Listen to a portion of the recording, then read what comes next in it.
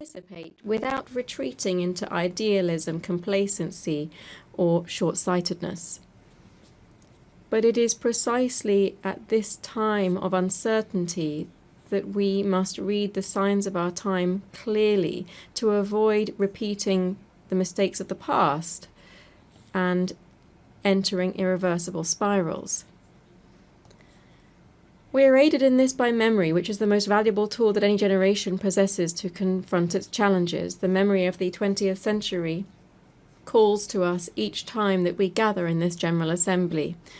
It reminds us why this House of the International Community was created, under which circumstances it was born, and which dark chapters of history it sought to close definitively.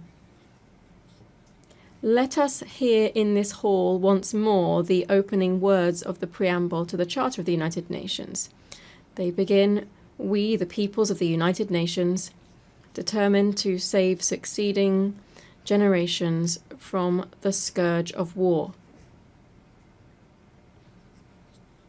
Which of the great ideals enshrined therein, peace, dignity, equality, justice, progress, has ceased to be relevant or to represent an ethical imperative?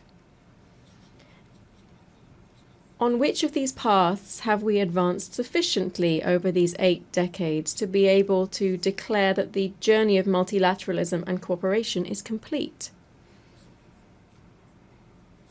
The silence in response to these questions is the clearest evidence that the United Nations is not only useful, it is indispensable and irreplaceable. Believing in the United Nations is believing firmly in the universality of the principles and values enshrined in its charter and in the Universal Declaration of Human Rights. It is to resist the temptation of diluting them with specifics, relativisms, or exceptions. Because the dignity of the human being is non-negotiable. Believing in the United Nations is also believing in a rules-based world. Rules shape behaviours, to which the vast majority of international actors adhere. Even when they are breached, they provide a basis for accountability and enforcement. Rules are the voice of reason used in international relations. They are the best defense against the law of the strongest. A world without rules is uncharted territory.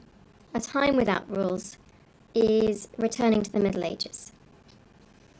The path proposed by the United Nations Charter is fraught with obstacles, and will never be fully completed. That is why the example of those who have been committed to its values is so precious. These are people working under extreme conditions, risking their freedom, their physical integrity, or even their lives, in a world plagued by conflict in all too many regions.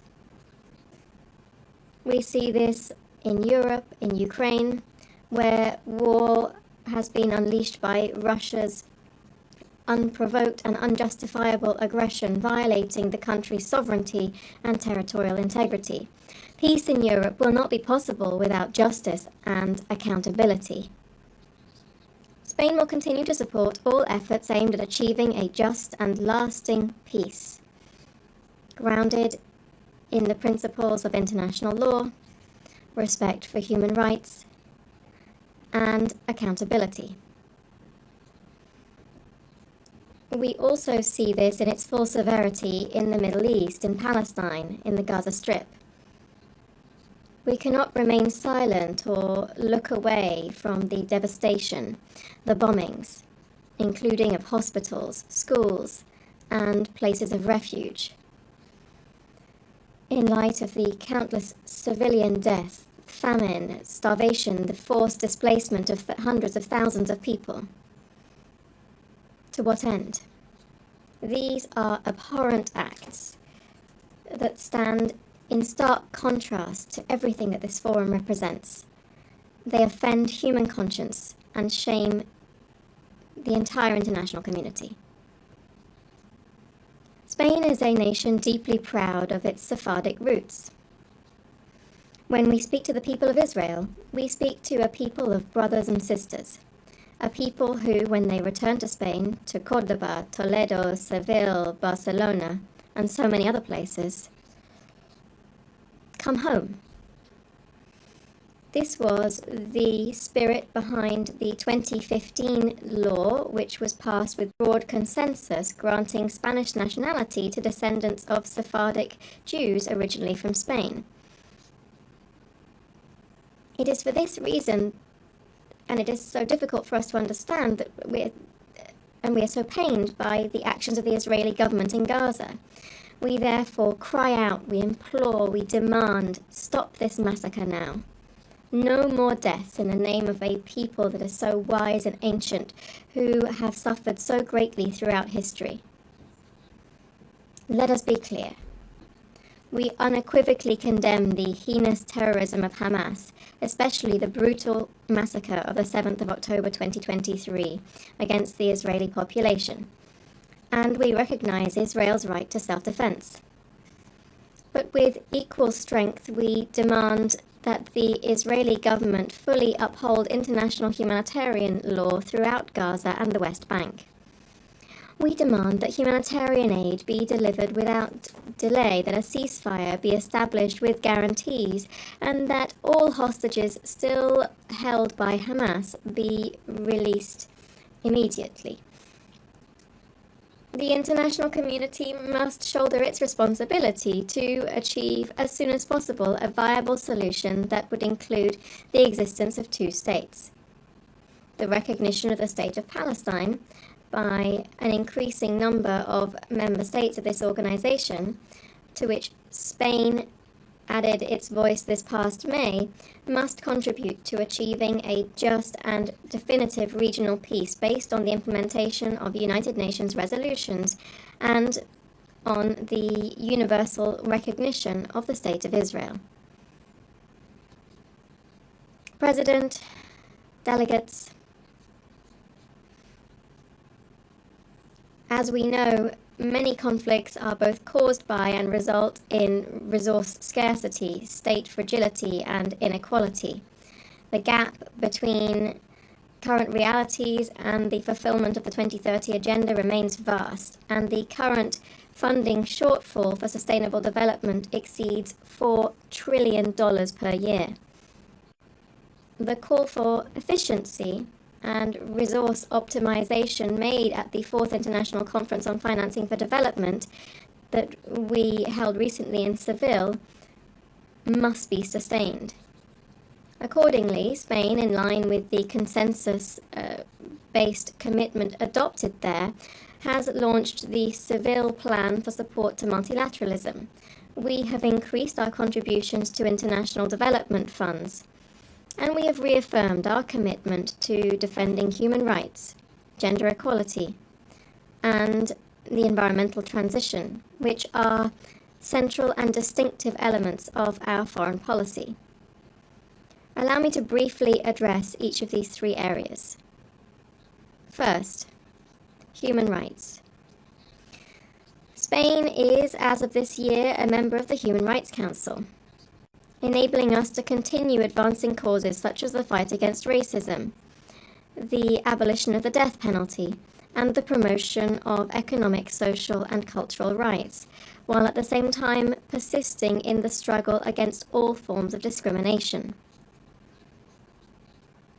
Because we support plural, open societies in which all citizens participate, and we are concerned by the erosion of democracies, the growing disaffection towards values that are essential to democratic coexistence.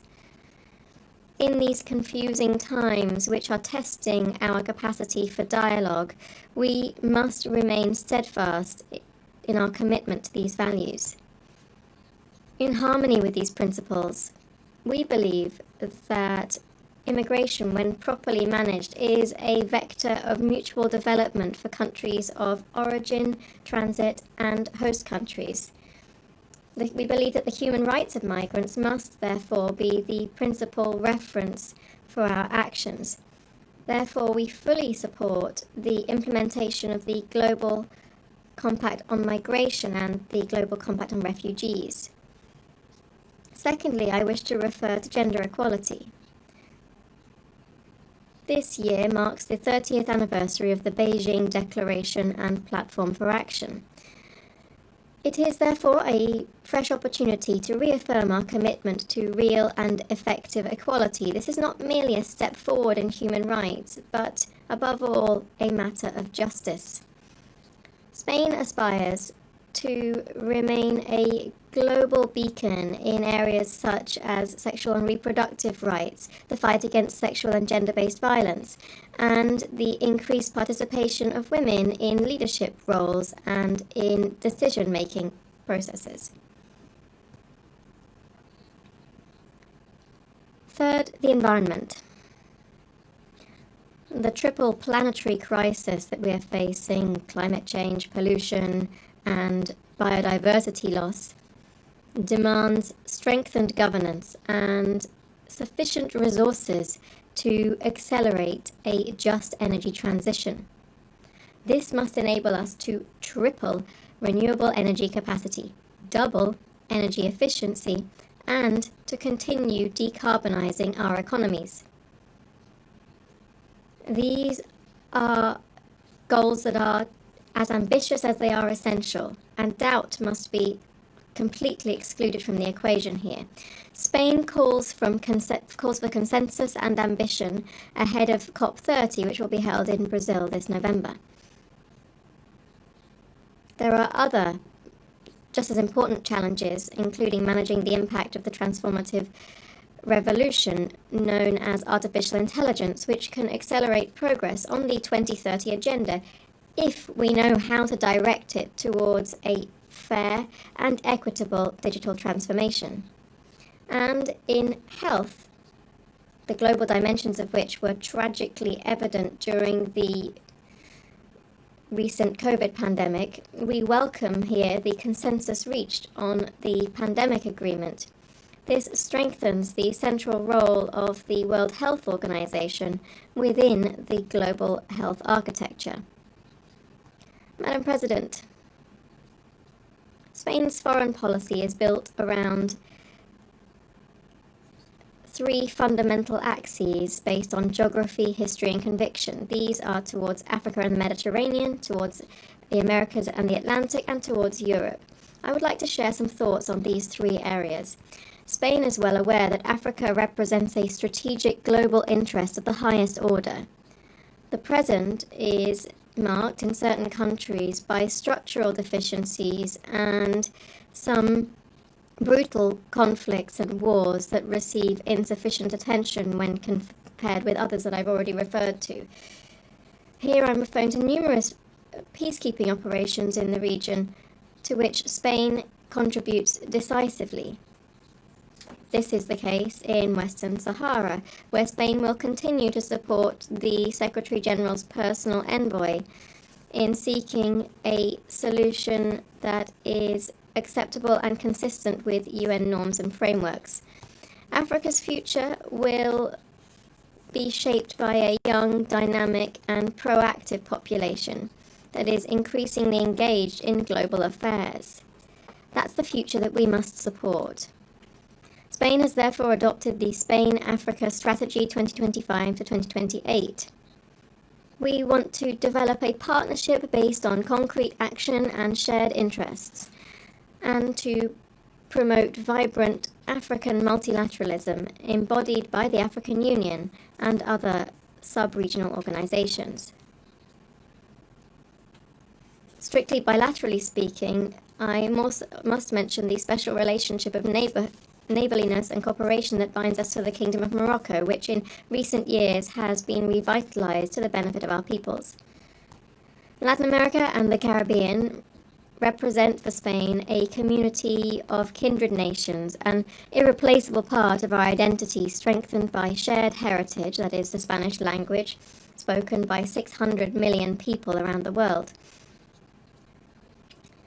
Spain holds the pro tempore secretariat of the Ibero-American Community of Nations until the end of 2026, and Madrid will hold the next Ibero-American Summit. We will continue to support the EU's engagement in the region, which will culminate this year in the EU CELAC summit that will be held in Colombia next month, November. The European Union is one of the greatest achievements of concord and a model for multilateralism. Its voice is more necessary than ever in these times. We therefore advocate for a union that is increasingly effective, cohesive, secure, and competitive on the global economy. I think it's important to recall that on the 11th of June this year, we launched a definitive political agreement regarding the key aspects of the future accord between the European Union and the United Kingdom. This was a historic agreement that respects Spain's position on sovereignty and jurisdiction over Gibraltar, which will bring confidence, legal certainty, and stability to the lives of the populations of the Campo de Gibraltar and Gibraltar itself. Madam President, I began speaking about the past and present of the United Nations, and I shall dedicate my last few words to its future. In these times of severe budgetary constraints, I call on all member states to reaffirm their commitment to this organization. I encourage all of its personnel, led by the Secretary General, to persist in their enormous efforts towards efficiency and effectiveness, prioritizing those areas whose neglect would represent an unacceptable breach of the ethical standards that must always guide their work. We continue to believe in the need to advance reform initiatives, and we offer our capacity for dialogue and consensus building, as well as our firm multilateral conviction in this endeavour. On this 80th anniversary, which coincides with the 70th anniversary of Spain's accession to the organisation, I wish, Madam President, to renew my country's recognition of all of the men and women working within the United Nations. You are the custodians of the memory of the 20th century and the guardians of the hopes invested in the 21st. And it is now, when so many questions are surrounding multilateralism and cooperation, that we need you most. Thank you very much.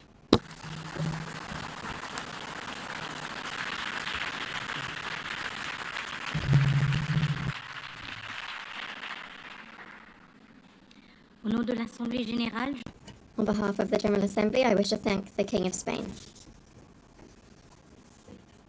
The Assembly will now hear an address by His Excellency Volodymyr Zelensky, President of Ukraine. I request protocol to escort His Excellency and invite him to address the Assembly.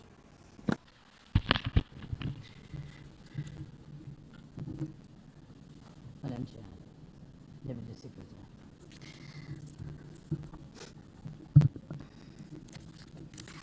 Dear leaders, dear friends, and all those who can become our friends, because you want safety and peace just as much as we do. Today, no one but ourselves can guarantee security. Only strong alliances, only strong partners, and only our own weapons. The 21st century isn't much different from the past. If a nation wants peace, it still has to work on weapons. It's sick. But that's the reality. Not international law, not cooperation. Weapons decide who survives. Excellencies, you know perfectly well international law doesn't work fully unless you have powerful friends who are truly willing to stand up for it. And even that doesn't work without weapons. It's terrible, but without it, things would be even worse. There are no security guarantees except friends and weapons. No Ukrainian choice this kind of reality. And knowing our people, they would have chosen a different priority. Ukrainians are peaceful people, but they are people who want to live freely in their own independent country. That's why we invest in defense for many nations There is simply no other way left. Nations can speak about their pain from stages like this, but even during bloodshed, there isn't a single international institution that can truly stop it. That's how weak these institutions have become. What can Sudan or Somalia or Palestine or any other people living through war really expect from the UN or the global system? For decades, just statements and statements. And even everything happening in Gaza remains without a way out. Even now, Syria, after all the changes, still has to appeal to the world to ease the sanctions that are choking its economy. It has to ask and wait. Syria deserves stronger support from the international community. And as Russia's war against my country goes on, people are still dying every week. Yet there is no ceasefire because Russia refuses. Russia abducted thousands of Ukrainian children, and we have brought some of them back. And I thank everyone who's helped. But how long will it take to bring all of them home? Childhood slips away faster than adults are able to help. Look at Israel. Nearly 2 years have passed and hostages still haven't been freed. They must be freed, but even that still hasn't happened. And for years, there have been no real answers to other threats, either chemical weapons and famine used as a weapon. Last year, at this assembly, I warned the world about the risk of radiation disasters, especially due to Russia's occupations of our Zaporizhzhia nuclear power plant, the biggest in Europe, but nothing's changed. Nothing's. And yesterday, the plant went into blackout again, and Russia hasn't stopped shelling even in areas near a nuclear facility. And because of international institutions are too weak, this madness continues. Even being part of a long-standing military alliance doesn't automatically mean you are safe. Just recently, 19 simple Russian drones violated Polish airspace, and only 4 were shut down. Luckily, they were not shaheeds or even worse. Otherwise, the results would have been horrific. Estonia had to call a UN Security Council meeting for the first time in history because Russian fighter jets deliberately entered its airspace. Moldova is defending itself, again, from Russia's interference. We are helping Moldova, and Russia's trying to do to Moldova what Iran once did to Lebanon. And the global response, again, not enough. We have already lost Georgia in Europe. Human rights and the European nature of the state system are only shrinking there. Georgia is dependent on Russia. And for many, many years, Belarus has also been moving toward dependence on Russia. Europe cannot afford to lose Moldova too. It's important to remember how the world once ignored the need to help Georgia after Russia's attack, and how the moment was missed with Belarus. How Moldova must not be lost. And for Europe, supporting Moldova's stability is not costly, but failing to do so would come at a much higher price. That's why the EU needs to help Moldova now with funding and energy support, not just words or political gestures. We must not forget about protecting the rights of people and the rights of nations in regions where these rights are under threat. The UN Charter and the Universal Declaration of Human Rights must apply everywhere. But the Taliban in Afghanistan dragged a whole country back into the dark ages. Cartels in some Latin America countries are more powerful than the government there. This is all about collapse of international law and the weakness of the international institutions. And so it's about the rise of weapons. Weapons decide who survives. Excellencies, yesterday President Trump stood right here in this hall, and God saved him from a murder attempt during the campaign. A shot was fired from a rifle, and just a fraction of an inch saved his life. Just days ago, President, along with hundreds of thousands of Americans, honored the memory of Charlie Kirk. Sadly, his life was cut short by a bullet. Once again, violence with a rifle in hand. We also mourn the Ukrainian woman, Irina Zarutska. She was brutally killed with a knife here in America, the very country where she was seeking refuge from Russia's war. And almost every day, when we open the news, we see headlines about violent attacks happening all around the world. Most of it is done with weapons. People are already used to, but weapons are evolving faster than our ability to defend ourselves. Now, there are tens of thousands of people who know how to professionally kill using drones. Stopping that kind of attack is harder than stopping any gun, knife, or bomb. This is what Russia has brought with its war. It used to be that only the strongest countries could use drones because they were expensive and complex. Now, even simple drones can fly thousands of kilometers. War tech doesn't care about geography anymore. It's now reshaping it. Just recently, airports in Europe had to shut down because of drones. Authorities couldn't even say what kind of drones they were, who sent them, or from where.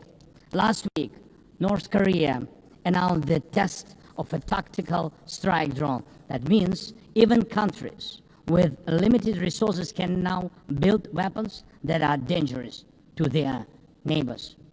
Ukraine and nations like Saudi Arabia know all too well how dangerous Iranian attack drones are. But what happens when all the types of drones become available, even to small terrorist groups or cartels? The world moves too slowly to protect itself, and weapons move fast. Now companies are already working on drones that can shoot down other drones, and it's only a matter of time, not much, before drones are fighting drones, attacking critical infrastructure, and targeting people all by themselves, fully autonomous, and no human involved, except the few who control AI systems. Dear leaders, we are now living through the most destructive arms race in human history, because this time includes artificial intelligence. And if there are no real security guarantees except friends and weapons, and if the world can't respond even to old threats, and if there is no strong platform for international security, will there be any place left on Earth that's still safe for people? We need global rules now for how AI can be used in weapons, and this is just as urgent as preventing the spread of nuclear weapons. We need to restore international cooperation, real working cooperation for peace and for security. A few years from now might already be too late.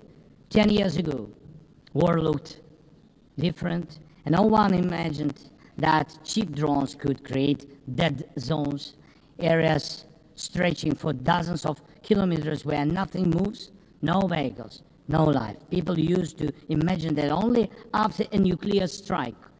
Now it's drawn reality. Mass-produced, simple drones, and without AI yet.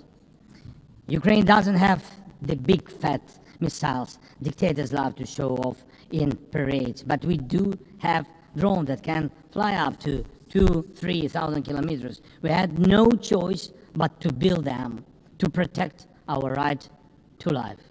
Control over the sea used to depend on having a big navy. Ukraine doesn't have a big fleet, but we succeeded. In the Black Sea, we pushed what's left of the Russian Navy into a remote base. And we did it with sea drones. That's how we protect our ports and maritime trade routes, because Russia has left us no other choice. And our spiderweb operation, when cheap drones destroyed or damaged dozens of expensive Russian strategic bombers, became a real example for special forces around the world of what new weapons can do to old systems. These very Russian bombers attacked our cities. And none of this would have happened if Putin had not started this full-scale aggression, full-scale war. And every year that this war goes on, weapons become even more deadly. And only Russia deserves to be blamed for this. Dear leaders, to protect lives, Ukraine builds underground schools and underground hospitals. To protect lives, we have to spend more on protecting power stations from drone and missile attacks than on building sports facilities or cultural infrastructure. Ukrainian farmers are learning how to protect their equipment from Russia's FPV drone strikes, and for them, that challenge is far greater than climate change. Russia's war has put us in this situation, but do you have protection against similar threats? The facts are simple.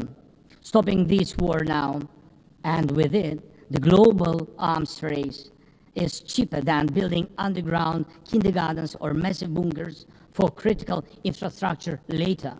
Stopping Putin now is cheaper than trying to protect every port and every ship from terrorists with sea drones. Stopping Russia now is cheaper than wondering who will be the first to create a simple drone carrying a nuclear warhead. So we must use everything we have together to force the aggressor to stop. And only then do we have a real chance that this arms race will not end in catastrophe for all of us. If it takes weapons to do it, if it takes pressure on Russia, then it must be done. And it must be done now. Otherwise, Putin will keep driving the war forward wider and deeper.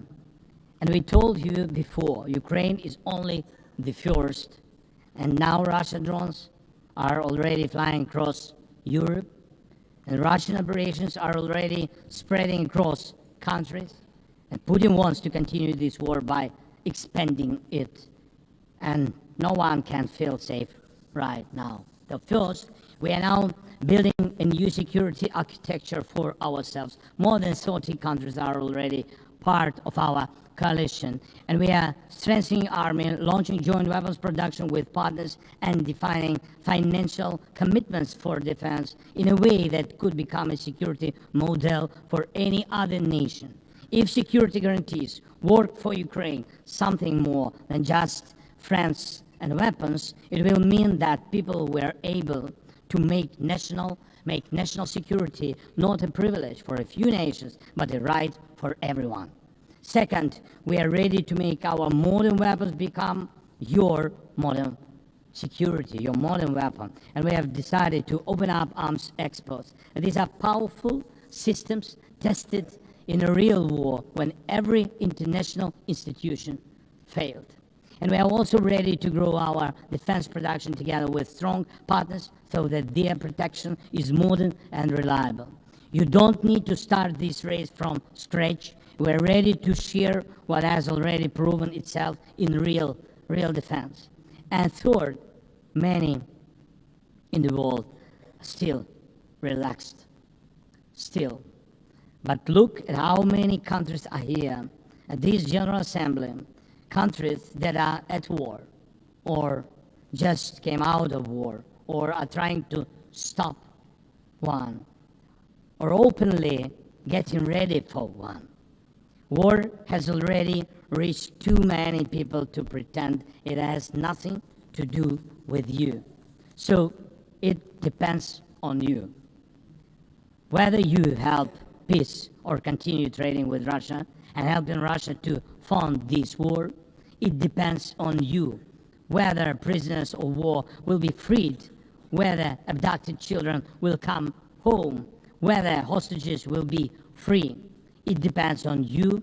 What will define existence? War like now, or our joint strong actions as it should be? Yesterday we had a good meeting with President Trump, and I also spoke with many other strong leaders, and together we can change a lot. Of course, we are doing everything to make sure Europe truly helps. And of course, we count on the United States. I appreciate the support we are receiving. Yes, much depends on the G7 and G20, but in the end, peace depends on all of us, on the United Nations. So don't stay silent while Russia keeps dragging this war on. Please speak out and condemn it. Please join us in defending life and international law and order. People are waiting for action. Thank you so much. Slava Ukraini.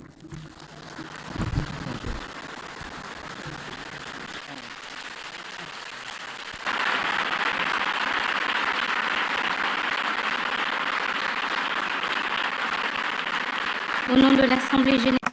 On behalf of the General Assembly, I wish to thank the President of Ukraine. L'Assemblée va The Assembly will hear an address by His Serene Highness, Prince Albert II, Sovereign Prince of Monaco.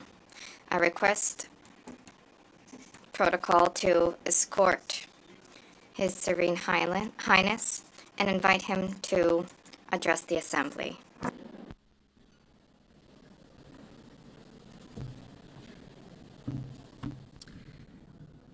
Madame President of the General Assembly, Secretary General, ladies and gentlemen, heads of state and government, excellencies, ladies and gentlemen. 80 years ago, the creation of the United Nations marked a decisive turning point in contemporary history in international relations, offering each state a forum for dialogue and exchange. The ambition of the founders was clear and bold. All nations, large and small, need to be able to participate on equal footing in crafting collective solutions, equality, respect, dialogue. This is the heart of the multilateral spirit and underpinning the values where Monaco found its place within the concert of nations. Over these past 8 decades, the United Nations has supported and ushered in major turning points at the reconstruction of Europe after the Second World War, the process of decolonization, the hope of an international order that is more peaceful after the Cold War. The organization contributed to the establishment of robust international law, the adoption of numerous treaties, law of the sea, counter-terrorism treaties, protection of the environment, and the promotion of human rights. Monaco ratified more than 270 of these treaties, which, beyond their symbolic dimension, govern the day-to-day lives of our population. The UN also played a key role in the maintenance of international peace and security. On all continents, these operations help to prevent conflict and to support democratic transitions. International justice, specifically through the judgments rendered by the International Criminal Tribunals, have been significant sources of progress in combating impunity for the gravest crimes, and the International Court of Justice remains a pillar when it comes to peaceful resolution of disputes. The United Nations has been a pioneer in ecological awareness, raising the protection of our planet, mobilizing governments, scientists, civil society to put together concerted strategies, and these are issues which are of tremendous importance to us. The UN has shed light on the role of sports as a vector for peace, for inclusion, for development, Our principally welcomes the fact that sport is increasingly taking pride of place in the work of the organization. Madam President, we are cognizant of the progress that has been made over the past 8 decades, and yet we have more challenges to surmount, which requires resolute collective action. The progress that we have made is significant, but we have a grim reality. We are in a multipolar world where international realities are significant.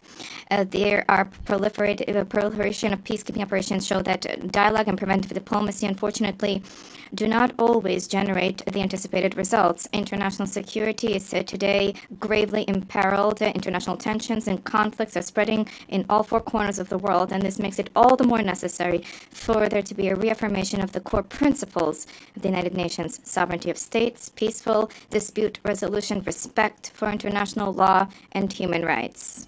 In this regard, the Principality of Monaco firmly condemns the war of aggression targeting Ukraine and the suffering this has inflicted upon civilian populations. And I reiterated this message just now to President Zelensky. I cherish the hope that a just and lasting negotiated peace agreement can be found soon to guarantee security and to rise to the expectations of the Ukrainian people. In the Middle East, violence has generated unacceptable human suffering casualties. The risk of regional conflagration requires that there be an immediate de-escalation, protection of civilians, the unimpeded delivery of humanitarian assistance, and a sincere relaunch of the peace process on the basis of the 2 states. Peace is not a utopia. Peace is an overriding necessity. These security-related challenges are compounded by environmental challenges. The international community recently met in Nice for the 3rd UN Conference on Oceans, vehemently recalling the need to act for the protection of seas and oceans. The Principality organized, before the conference, a Blue Economy and Finance Forum. Heads of state, economic leaders, investors, philanthropists, development banks, NGOs, 1,800 participants arrived from nearly 100 countries, responding to the call to mobilize more financial resources to invest in a sustainable, regenerative blue economy. And yet, the commitments made notwithstanding, there are still challenges. BB&J was adopted in January last, and this should lead us to implement immediately measures for the conservation and sustainable use of the diversity in the high seas. The fight against climate change is a responsibility, a historic responsibility. Acceleration of extreme events requires credible, immediate, financed responses. We are traversing a significant difficulties. There is science which is accessible, abundant, more reliable than ever before.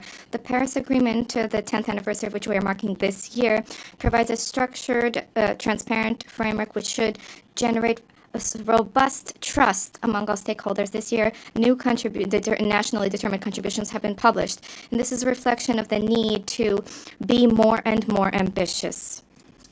I wish to recall that these ambitions are carry moral significance, particularly vis-a-vis young people and succeeding generations, but also, as was recently recalled by the ICJ in the advisory opinion. And in this regard, and in accordance with the new collective goal for financing, which was adopted in Baku last year, I decided that my country will double specific financing under climate agreements, and this is by 2028. Let us not forget that there's a need to invest in countering climate change, but there's a need to take into account the depletion of biodiversity throughout the world. COP17 and the Biological Diversity Convention, October 2026, will be held in Yerevan. This is a key opportunity to transform the commitments into reality, specifically when it comes to financing and meaningful protection of ecosystems. Madam President, we cannot pass over in silence the alarming setbacks in human rights, freedom, the repression of freedom, civil society, excessive use of force. These are all undermining the very basis of civilizations and are resulting in a loss of trust of citizens vis-a-vis systems. Women's rights are a key pillar for peace, for development, and for justice. 30 years after the Beijing conference, gender equality between men and women has still not been fully universally attained, and this remains a key priority, which is something we need to reaffirm. There's an urgent need to generate collective commitment to combat violence against women and girls and against all kinds of persecution which they endure, including in conflict-affected areas. No society can be prosperous if such inequality persists there. Likewise, no society can develop without taking care of its young population, because young people are not just the future of the world. Young people are the present. 30 years after the World Youth Program, it is incumbent upon us to raise the role of young people in discussions on the economy, civic life, access to education, employment, digital issues. This is not a privilege, this is a right. Madam President, public global health is a key. Non-communicable diseases are the main cause of premature deaths, and there's a need for cross-sectoral mobilization to address this challenge. I welcome the key role of the WHO with the global action against these diseases, but there's a need to move further to strengthen synergies among the stakeholders to improve the effectiveness of action, particularly among budgetary constraints. The fourth high-level meeting on this issue should generate new momentum to intensify prevention and to provide universal access to high-quality care. Madam President, the 80th anniversary of the United Nations offers an opportunity to breathe new life into multilateralism, to reform its operations, and to address the liquidity crisis. Reform of the United Nations should restore people's trust and to establish an effective structure and based on core values. The United Nations is the only universal body which is capable of defending sovereignty of states and embodies the ideal of cooperation amongst peoples. But this is not only at the UN headquarters. As specialized institutions, UNESCO, FAO, and IAEA, and many others. These all play a critical role by providing concrete support for environmental, educational, and social policies of states, helping them to fully meet their responsibility without duplication of mandates in New York. And let us recenter the work of our organization to focus on the priorities enshrined in the Charter. We need to rekindle a spirit of dialogue and the spirit of organization. The general debate should once again become this unique opportunity where leaders of the world listen to one another and seek to achieve a mutual understanding. The Principality of Monaco cherishes the hope that through reform, the UN will once again become the center with the harmonization of UN efforts for the maintenance of peace and security in accordance with Article 1 of our Charter. No state alone can resolve the crises plaguing our times. It's by sharing ideas, resources, and willingness that we can together build a future of peace, of lasting peace, because together we are better. Thank you.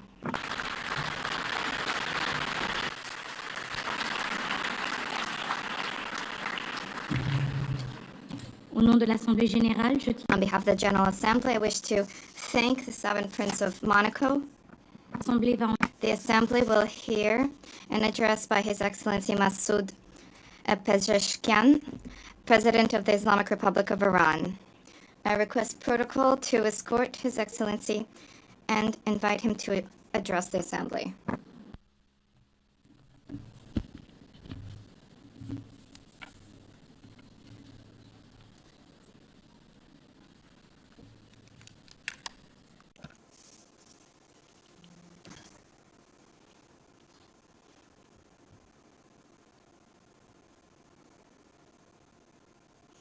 In the name of God, the most compassionate, the most merciful, Mr. Secretary General, Madam President, distinguished representatives, ladies and gentlemen, the theme of this year, and I quote, "Better Together, 80 years and more of peace, development, and human rights," unquote, is in truth a summons to solidarity and to a shared vision of a brighter future. Our religious conviction, as well as the call of the prophets, rests upon the equality of the rights of all human beings. That which renders man more worthy is piety, namely truthfulness, wisdom, purity, and benevolence. The bedrock of all divine religions and of the human conscience is this golden maxim: That which you would not approve for yourself, do not approve for others. Jesus Christ, peace be upon him, once said, act towards others as you would have them act towards you. The Prophet of Islam, peace be upon him, said, none of you is a true believer unless he desires for others what he desires for himself. The sage Hillel, the elder, expressed the essence of the Torah as such: that which is hateful unto thee, do not do unto thy fellow. In the traditions of the Orient, likewise, the central teaching is this very principle, and secular schools of ethics grounded in reason and conscience have arrived at the same conclusion. Excellencies, is this the state of our world? Let us behold the past 2 years. The world in these 2 years was witness to genocide in Gaza, was witness to the destruction of homes and repeated violation of sovereignty and territorial integrity in Lebanon, was witness to the devastation of Syria's infrastructure, was witness to assault against the people of Yemen, was witness to the forced starvation of emaciated children in the arms of their mothers, was witness to the assassination of Iran's scientists, was witness to the surreptitious raids infringing upon the sovereignty of nations, violating the territorial integrity of states, and openly targeting leaders of people. And all of this under the full support of the most heavily armed regime in the face of the earth, and under the pretext of self-defense. Would you countenance such things for yourselves? Who is the disturber of the stability of the region and the world? Who is the actual threat against international peace and security? Who is the violator of the golden moral maxim of mankind? Excellencies, ladies and gentlemen, you all bore witness that this past June, my country was subjected to a savage aggression in flagrant contravention of the most elementary principles of international law. The aerial assaults of the Zionist regime and the United States of America against Iran's cities, homes, and infrastructures, precisely at a time when we were treading the path of diplomatic negotiations, constituted a grave betrayal of diplomacy and a subversion of efforts towards the establishment of stability and peace.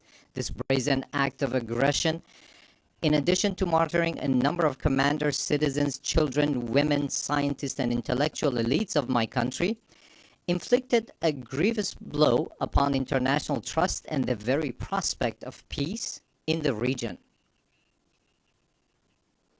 Should we fail to confront such perilous breaches of international norms, these aberrations shall spread to engulf the world.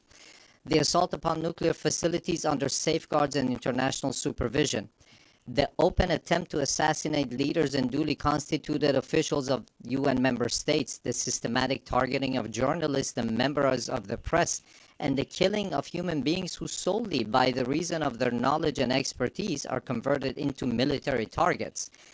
Again, would you countenance such acts for yourselves? With this behavior, they have killed at the very least over 35,000 innocent civilians in Gaza. They have deprived them of food, drinking water, medication, and proper health care. Those who have perpetrated such crimes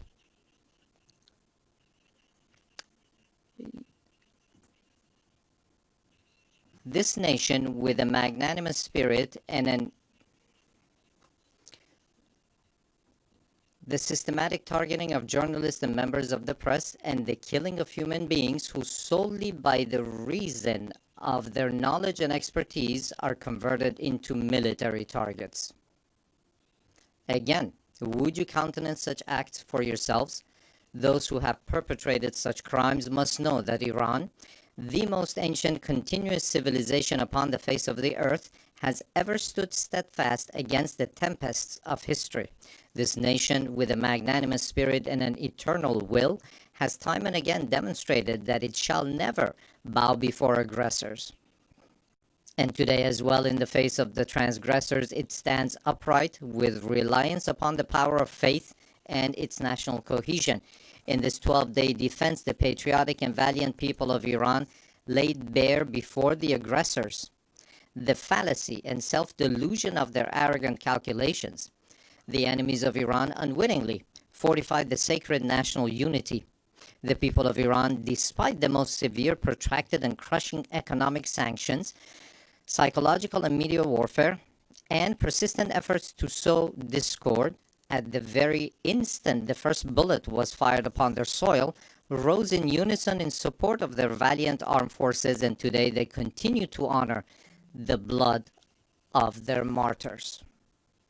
Here, in the name of all Iranian people, I extend my heartfelt gratitude to all personalities, nations, governments, and international and regional organizations that stood in solidarity with Iran during this war.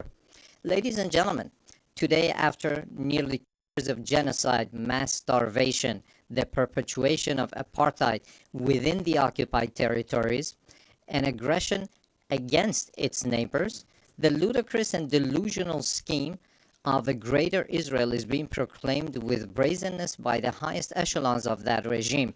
The scheme encompasses vast swaths of the region. The map itself lays bare the true intentions of the Zionist regime, intentions that have, of late, been openly endorsed by its criminal prime minister. None in the world is secure from the aggressive machinations of this regime.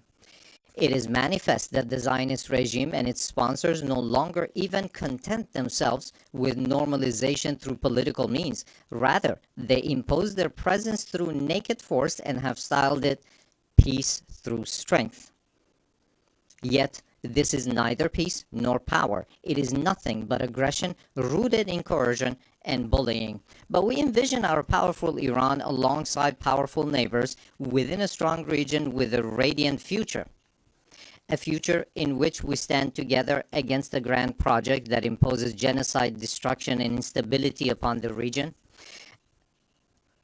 A future in which collective security is assured through genuine mechanisms of defensive cooperation and joint response to threats. A future in which human dignity and cultural diversity are cherished as foundational values. A future in which collective development is realized through joint investment in infrastructure and modern sciences. A future in which energy security and the equitable use of vital resources from the pillars of economic stability. A future in which the environment is safeguarded for posterity. A future in which national sovereignty and the territorial integrity of states are regarded as non-negotiable principles, a future not in pursuit of peace imposed by force, but founded upon strength derived through peace. In such a strong region, slaughter and bloodshed shall find no place. It is for this very reason that my country has, for many years, been among the staunchest advocates of establishing a region free of weapons of mass destruction. Yet those who themselves possess the largest nuclear arsenals and who in flagrant breach of the NPT make their weapons even deadlier and more destructive have for years subjected our people to pressures on the basis of spurious allegations. Last week, 3 European states, having failed through a decade of bad faith and thereafter by supporting military aggression to bring the proud people of Iran to their knees, at the behest of the United States of America, sought by means of pressure, coercion, imposition, and manifest abuse to reinstate against Iran the Security Council resolutions that had already been terminated. In doing so, they set aside good faith. They circumvented legal obligations. They sought to portray Iran's lawful remedial measures taken in response to the United States' withdrawal from the JCPOA and to Europe's breach and utter incapacity as a gross violation. They falsely presented themselves as parties of good standing to the agreement, and they disparaged Iran's sincere efforts as insufficient. All of this was in pursuit of nothing less than the destruction of the very JCPOA, which they themselves had once held as the foremost achievement of multilateral diplomacy. This unlawful measure, which has also met the opposition of certain members of the Security Council, possesses no international legitimacy and will not garner the approbation of the international community. I hereby declare once more before this assembly that Iran has never sought and will never seek to build a nuclear bomb. We do not seek nuclear weapons. This is our belief based on the edict issued by the supreme leader and by religious authorities. Therefore, we never sought weapons of mass destruction, nor will we ever seek them. Whereas those who disturb the peace and stability in the region lies in Israel, but Iran is the one that is being punished for those actions. There is a poem that roughly says something to the effect that someone in one side of the world does something to disturb the peace and someone else is punished for those actions. Ladies and gentlemen, the Islamic Republic of Iran welcomes peace and stability. We believe that the future of our region and of the world must be built upon cooperation, trust, and shared development. In this framework, Iran supports the peace process between the Republic of Azerbaijan and the Republic of Armenia and hopes that its outcome shall be enduring and serve as a foundation for improved relations between these two neighboring states. Iran also hopes that the efforts to bring an end to the war in Ukraine may result in a just and lasting agreement between Russia and Ukraine and bring solace to the human suffering caused by this crisis.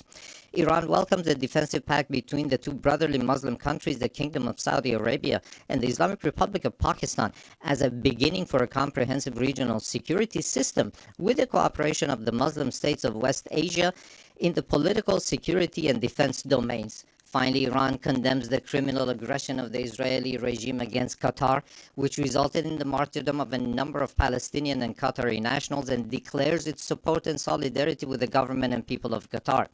Ladies and gentlemen, true security is not achieved through force, but through confidence building, mutual respect, regional convergence, and multilateralism grounded in international laws.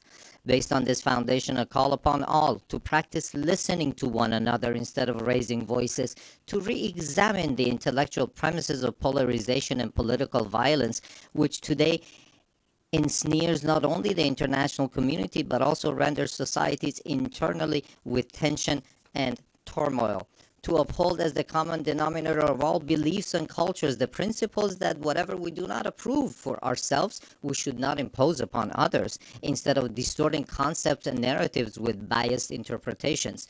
To restore and rehabilitate the credibility of international laws, institutions, and mechanisms, and to commit to the establishment of a regional system of security and cooperation in West Asia. Ladies and gentlemen, we Iranians have extended our power in the world not by producing and employing nuclear weapons, nor by the slaughter of hundreds of thousands in the 20th century, nor by genocide and the imposition of starvation upon the children in Gaza in the 21st century, and not even through the historic empires of Iran, but rather through a culture of human fellowship and the message of empathy of universal sages such as Rumi, Hafiz, Saadi, who 8 centuries ago declared, "Human beings are members of a whole, in creation of one essence and soul.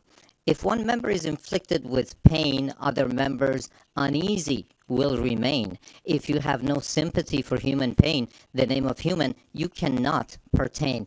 Those criminals who bully by murdering children are not worthy of the name human being, and assuredly they shall never prove to be trustworthy partners." Relying upon its time-honored tradition of altruism and human fellowship, Iran is a steadfast partner and a trustworthy companion for all peace-seeking countries, a friendship and a partnership grounded not in fleeting expediency, but in dignity, trust, and a shared future.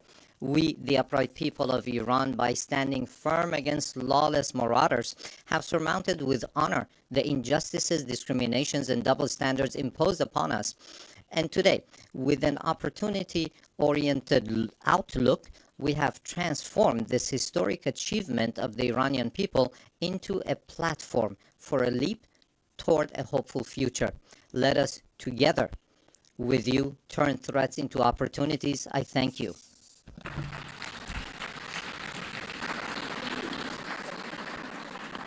On behalf of the Assembly, I wish to thank the President of the Islamic Republic of Iran. The Assembly will hear an address by His Excellency José Raúl Mulino Quintero, President of the Republic of Panama. I request protocol to escort His Excellency and invite him to address the Assembly.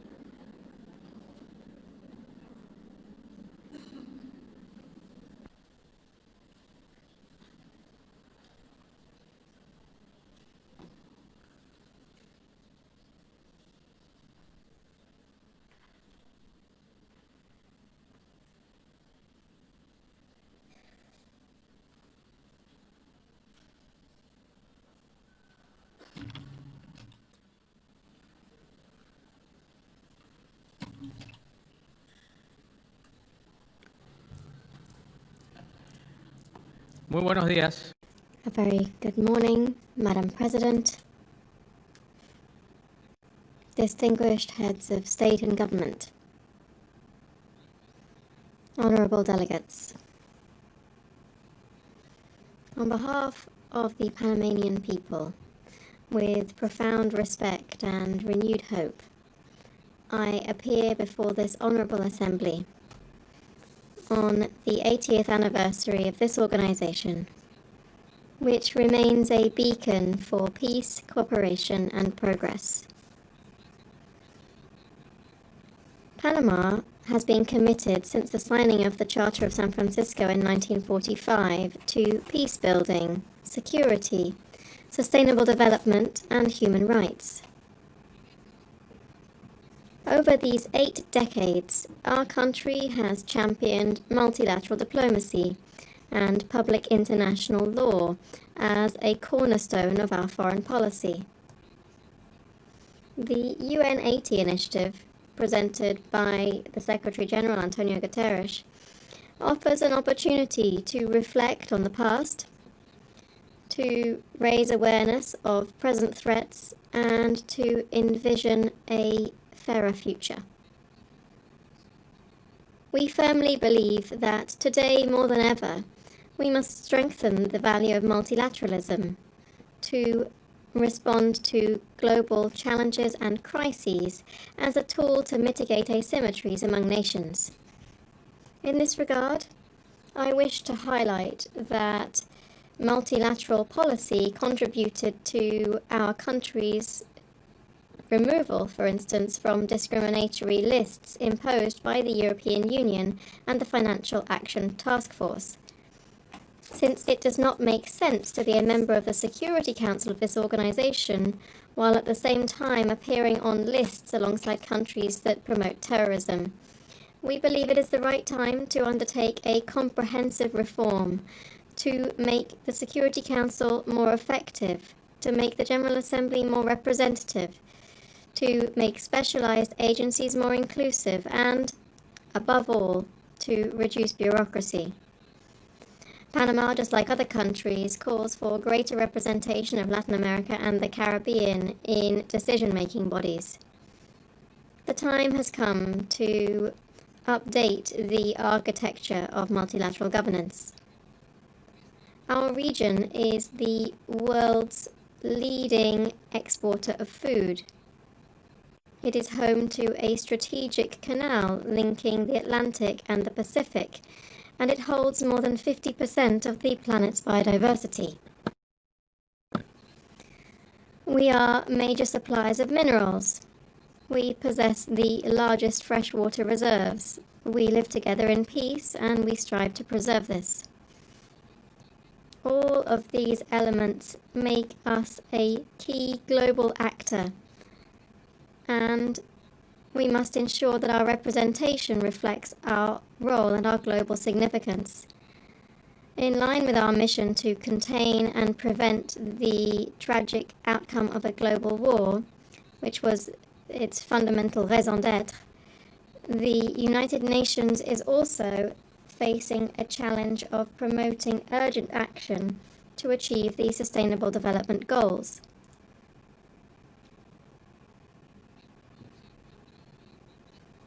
Today, the world is facing a trifecta of devastating crises: climate change, pollution, and biodiversity loss, all against a backdrop of weakened cooperation. The response to these crises must be swift and united. In response, Panama has put forward its Nature Pledge, which is our pact with nature. This is a new way of understanding environmental and climate policy, integrating our obligations on climate, biodiversity, and land into a single national commitment. In practice, Panama is pledging to curb its emissions by 2035. Even as a carbon-negative country, we believe there's always room to take further steps towards sustainability for future generations. To this end, we will be restoring 100 100,000 hectares of priority ecosystems, including mangroves and water basins, because nature, we think, is our front line of defense against climate change. Panama trusts in a renewed United Nations, one that strengthens digital security and international cooperation with ethical and inclusive principles, that supports just energy transitions, and one that upholds freedom of expression. In this spirit, we reaffirm our unwavering respect for freedom and democracy in our region, which continues to suffer from instability at the hands of those who disregard the popular will expressed through the ballot box, or who simply do not permit open and transparent elections. We aspire to be a member of the United Nations that is capable of preventing conflicts before they arise, that can better respond promptly to humanitarian emergencies, that better coordinates its field agencies, and that more faithfully represents the diversity of peoples across the globe.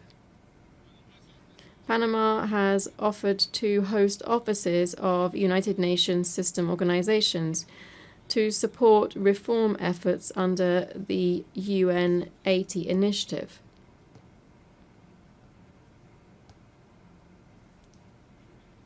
I also wish today to express my solidarity with the Japanese people. This on the occasion of the 23rd anniversary of North Korea's admission of its abduction of at least 17 Japanese nationals. The world needs to know the truth so that these events are never repeated, and Japan deserves justice. Ladies and gentlemen,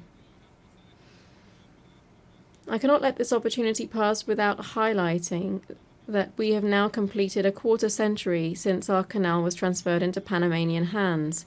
As of the 31st of December 1999, the Republic of Panama took up the works and operations of the canal efficiently, safely, sustainably and neutrally, this in accordance with the Panama Canal Treaty, Torrijos Carta Treaty, and the Permanent Neutrality Treaty, which were both signed in 1977.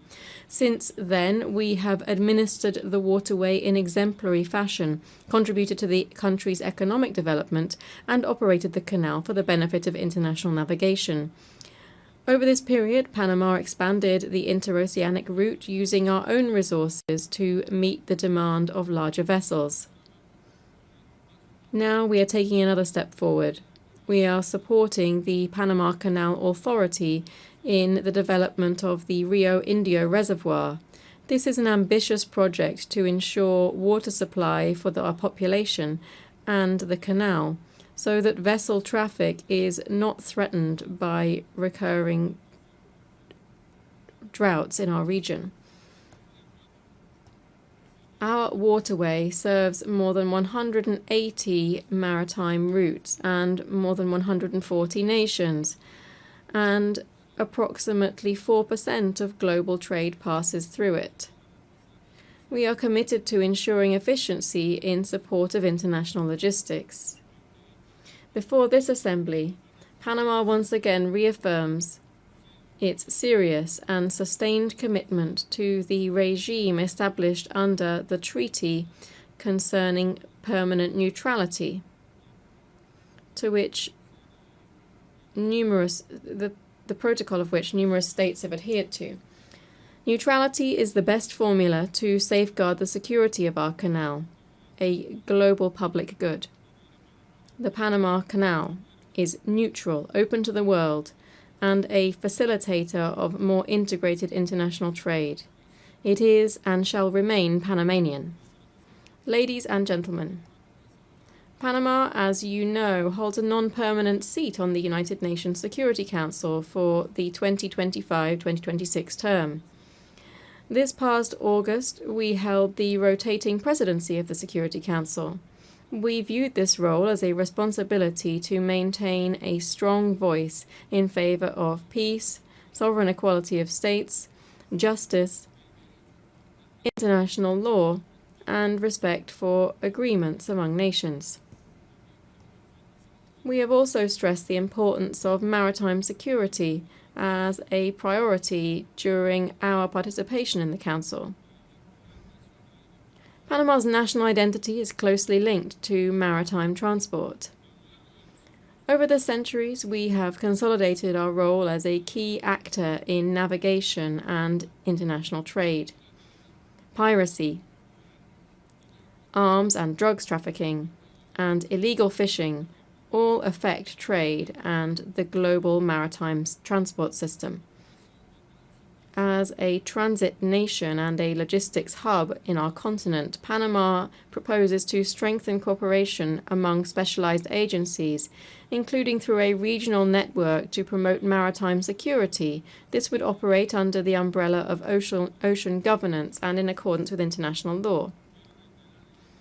I wish to reiterate before this assembly the work that this organization needs to undertake to mitigate the effects of illegal migration driven by organizations that are either directly or indirectly linked to drugs trafficking. For years, millions of people have been passing through our Darien region, which is on our border with Colombia. And yet in just 1 year in office, we've reduced the flow of migrants heading north to zero. That crisis was resolved, thus meeting the promise to shut down illegal crossings through the Darien. The humanitarian and environmental consequences were extreme. The suffering of women and children subjected to abuse and the pollution of one of the world's most biodiverse areas. These continue to cause pain to those of us who have had direct contact with the situation. Today we are seeing north-south migration on a much smaller scale, but which renews our commitment to the orderly transit of people so that they may return home. I must say that while the migratory crisis has been resolved, the causes of mass emigration remain unaddressed. The fact that our country has resolved this scourge doesn't mean that we should let up in our demands for concrete responses, such as in the case of the border between Haiti and the Dominican Republic, which is facing unchecked migration that also has an effect on the entire region.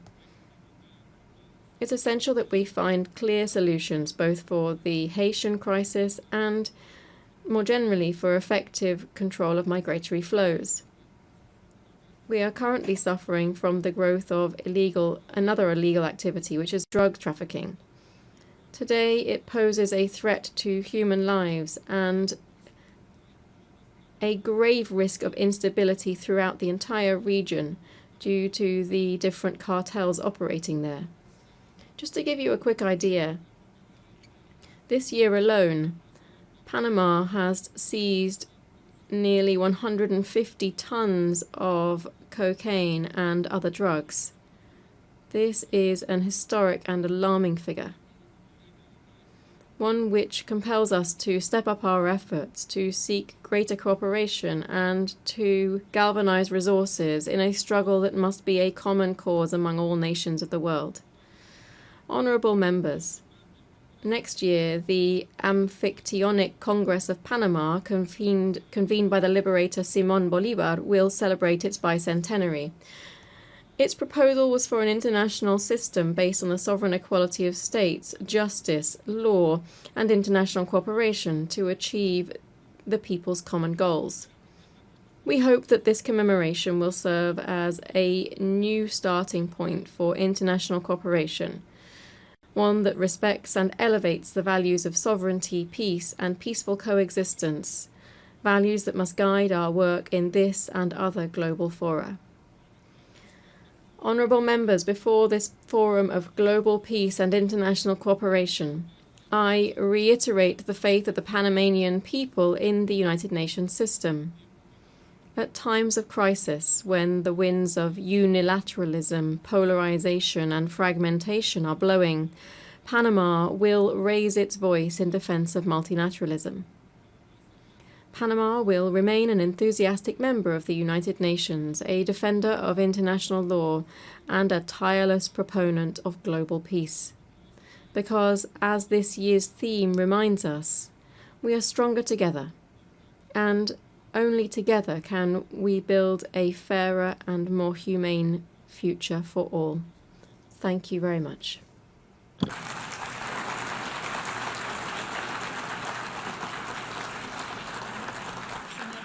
Muchas gracias. On behalf of the Assembly, I wish to thank the President of the Republic of Panama.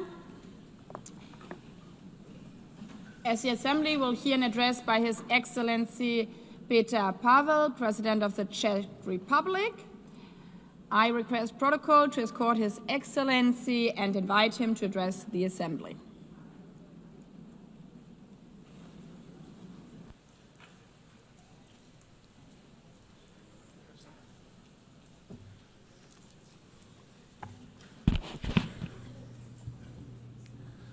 Madam President, Excellencies, ladies and gentlemen, I am humbled to speak here in front of you again.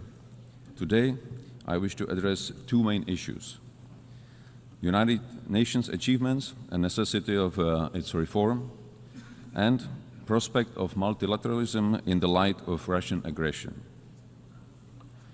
80 years ago, the United Nations was founded with great hope to prevent war and destruction, never to repeat the horrors of World War II. My country proudly stood amongst the founding nations, signing the charter that would become our collective moral compass. Since 1945, we have witnessed remarkable achievements. The United Nations helped to prevent another full-scale world conflict. It assisted in dissolution of colonialism and rise of new sovereign countries in Asia, Africa, Europe, and Latin America. Together, we created a robust multilateral system of rules and global cooperation in international security, human rights, and economic development. Together with the UN, we have fought famine, disease, illiteracy, and poverty in some of the world's most vulnerable regions. Dozens of peacekeeping missions have helped to ease tensions in conflict zones. Thanks to its long-standing efforts, the UN has helped transform countless lives and laid the groundwork for a better world, a world which is more humane and more cooperative. It provided a platform where even the smallest nations can speak out and be heard. The UN remains the only institution where the world can collectively confront global crises. Not with weapons, but with dialogue, shared responsibility, and pressure where necessary. UN's greatest achievement is not perfection, it's persistence. With many devastating conflicts ongoing, Russia's invasion of Ukraine has significantly transformed the global security landscape.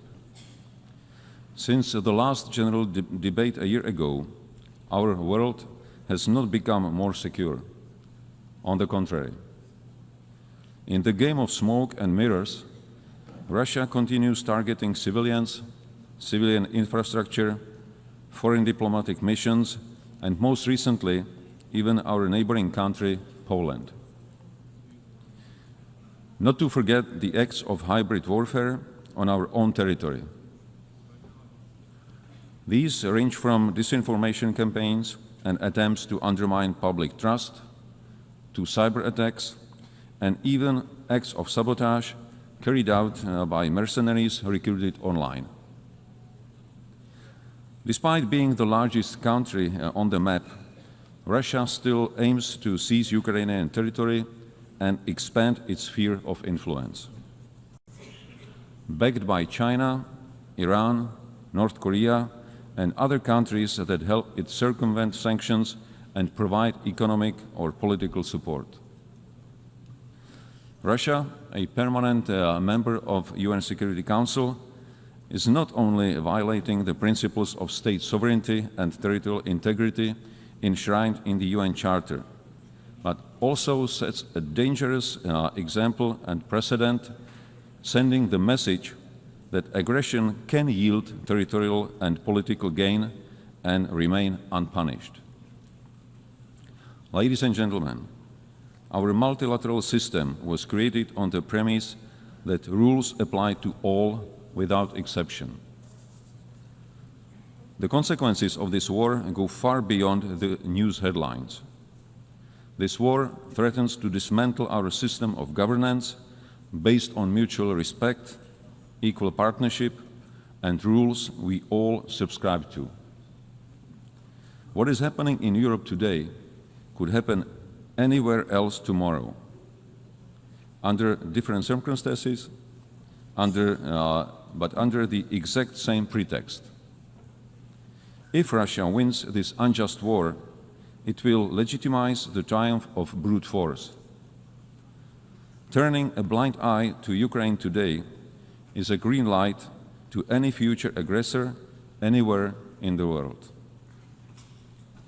Disruptions of the status quo in the Taiwan Strait or elsewhere in the Indo-Pacific would further destabilize global security and trade. Geographical distance offers no protection. Security in one part of the world is directly linked to security everywhere. Tolerating the principle of might makes right will lead to the end of multilateralism and the beginning of life under principles dictated by a powerful few. It would be a future with history deliberately rewritten, with lies promoted as facts, and with truth slowly disappearing from our discourse and memory. Just the opposite of what most of our nations fought for in the previous century. The heroism of Ukrainian people, their willingness to sacrifice for freedom, and global solidarity with Ukraine demonstrate that most of us still believe in universal values and in our responsibility to defend them. To achieve sustainable peace, we democratic allies from all over the world must act in unity and intensify our economic pressure on Russia. This is the only way to bring the aggressor to the negotiating table. Such peace, based on the existing international law, including territorial integrity and the right of self-determination, is in the interest of not only European countries, but of the whole international community. Any future peace agreement must send a clear message worldwide that aggressor must not be rewarded and borders cannot be changed by force. Ladies and gentlemen, the structure of the UN was based on the outcome of the World War II. Today, one of the UN Security Council permanent members is waging a ruthless war while obstructing any constructive solutions put forward. It is in light of these new geopolitical realities that we need a strong and effective UN system capable of responding to today's global challenges, from security threats and climate change to rapid evolution of new technologies. Otherwise, we risk sliding into a world that is more fragmented, more dangerous, and far less predictable. Czechia welcomes the UN 80 initiative and the commitments in the Pact for Future. Yet these ambitions stand in stark contrast with today's reality. In the light of Russian aggression against Ukraine, the UN Security Council is currently failing its purpose and mission. Therefore, we advocate for a comprehensive reform of the UN Security Council for greater effectiveness, inclusiveness, transparency, and accountability, with the aim to honor the principles of the UN Charter and to strengthen the voice of underrepresented regions. Freedom and human rights are not granted entitlements. They are hard-won principles that must be cherished and protected. Security Council membership should not be seen as a matter of prestige or privilege, but above all, a responsibility to defend global peace. That's why Czechia is seeking a non-permanent seat on the UN Security Council for the term 2032-33, with a clear commitment to uphold the rules-based international order. We cannot afford to have the UN paralyzed or blocked in its ability to respond to crises and challenges. Current urgent crises are already consuming too much of our attention and resources at the expense of other major, equally pressing issues. Madam President, ladies and gentlemen, as I mentioned in the beginning of my speech, the UN significantly improved the quality of life of billions, including through access to education, healthcare, and services. In this year's Sustainable Development Report, Czechia ranked 10th out of 167 countries. I am fortunate to be a citizen of a country which by global standards offers a secure and comfortable life. This doesn't mean that there are no challenges. Much work still lies ahead if we are to achieve the Sustainable Development Goals 2030, both at home and globally. After all, most of the challenges we are facing are global. No single nation is powerful enough to succeed alone. That is why we need more dialogue. That is why we need greater cooperation and collective action. And ultimately, that is why multilateralism must not only survive, it must thrive. Not only for us, but most importantly, for future generations. Thank you. On behalf of the Assembly, I wish to thank the President of the Czech Republic. The Assembly will hear an address by Her Excellency Karen Keller-Sutter, President of the Swiss Confederation. I request protocol to escort Her Excellency and invite her to address the Assembly.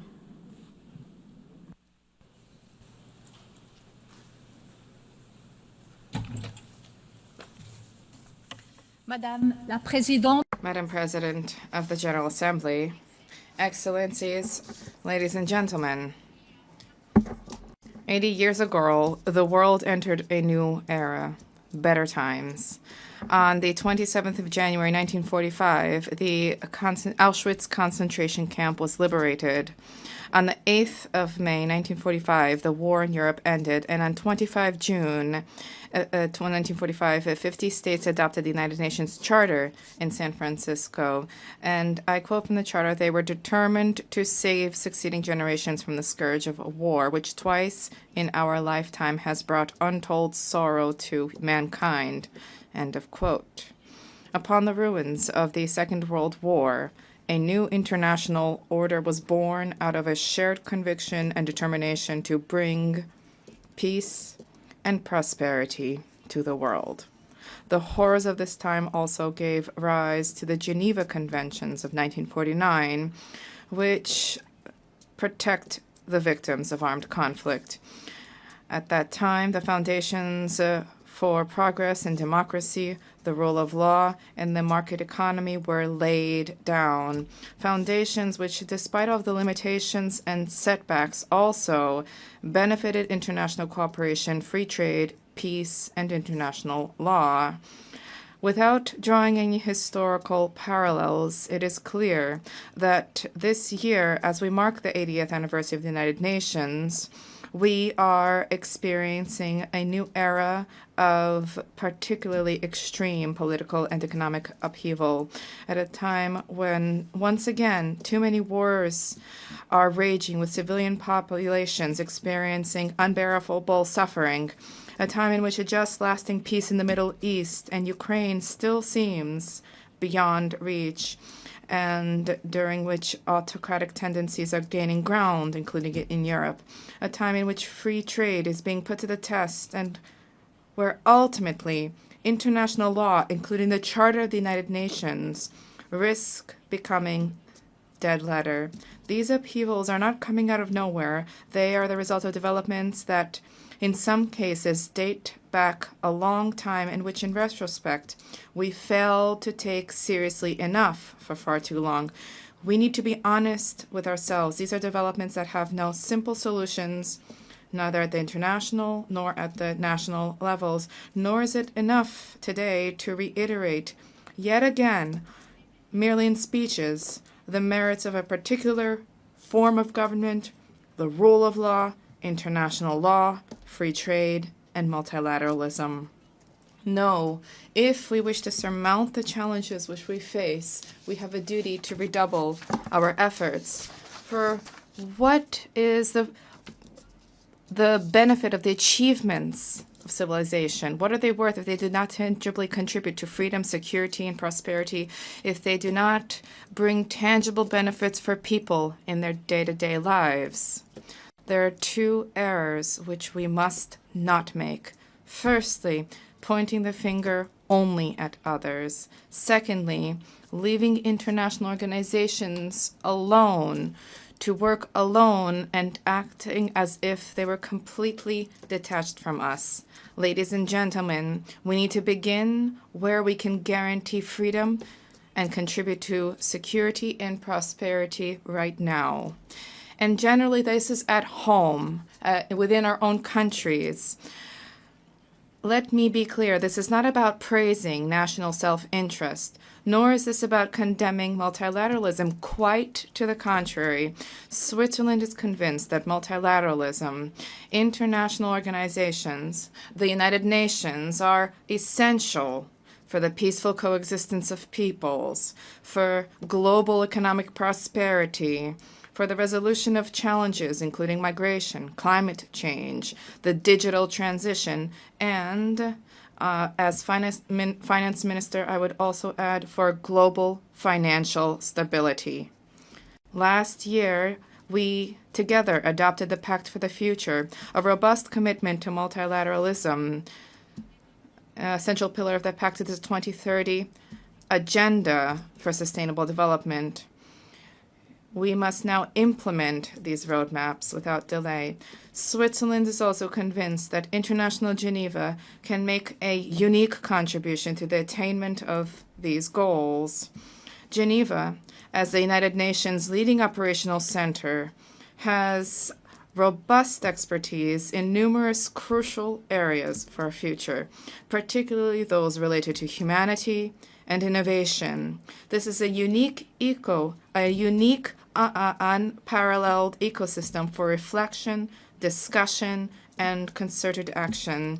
But a strong international organization needs strong members. And when I say strong, I do not mean strength in terms of size or strength in terms of military might. I am talking about states that are in a position to provide their citizens with an environment in which they're able to flourish and to express themselves freely and in complete safety and security. Security not just in the military sense, but also at the legal, economic, and social security level. Security and freedom are essential prerequisites for economic growth and therefore for prosperity. They require institutions that are legally sound, reliable, and capable of taking action, and they require political, social, and financial stability. And here, each state has an obligation to shoulder its own responsibilities. We cannot simply delegate our responsibilities to an international organization. Ladies, gentlemen, the international community cannot but benefit from the domestic strength, prosperity, and stability of each state. Only strong states, strong domestically, can demonstrate true solidarity and contribute to a successful, prosperous international community. But we need to also redouble our efforts as an international community. Today, more than ever before, the United Nations must also take a critical look at itself to consider whether it is still able to fulfill its role as the 50 states intended when they adopted the Charter in San Francisco on 25 June 1945.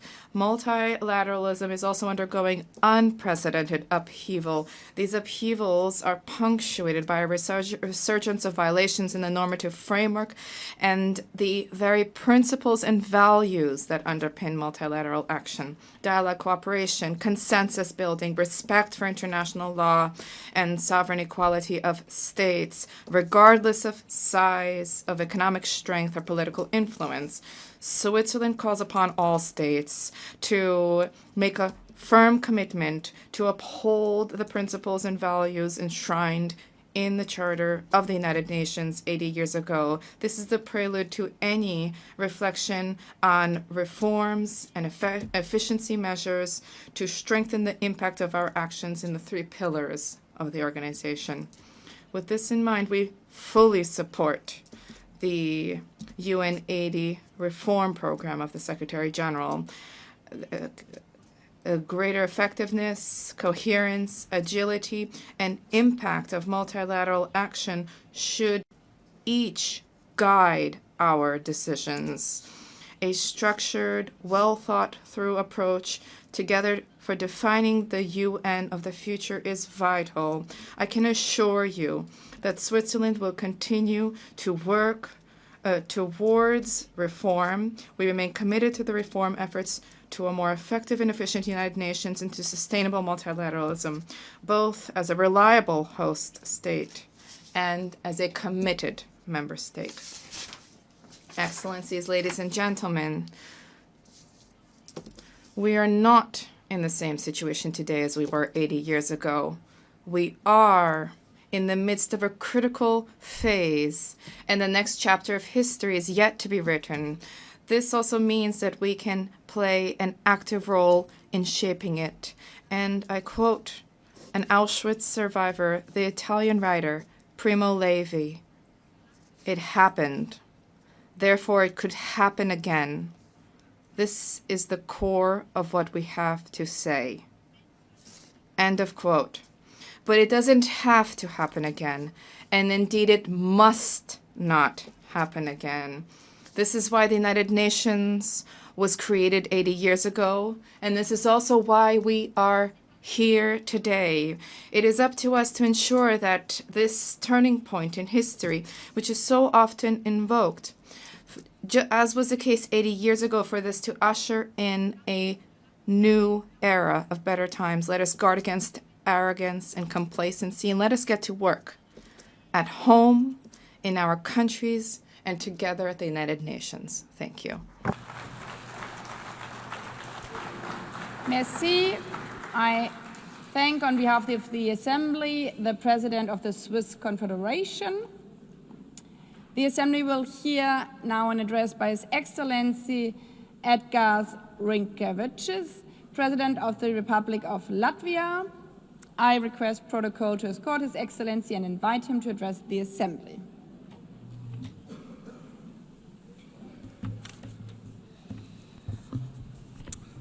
Madam President, Excellencies, distinguished delegates.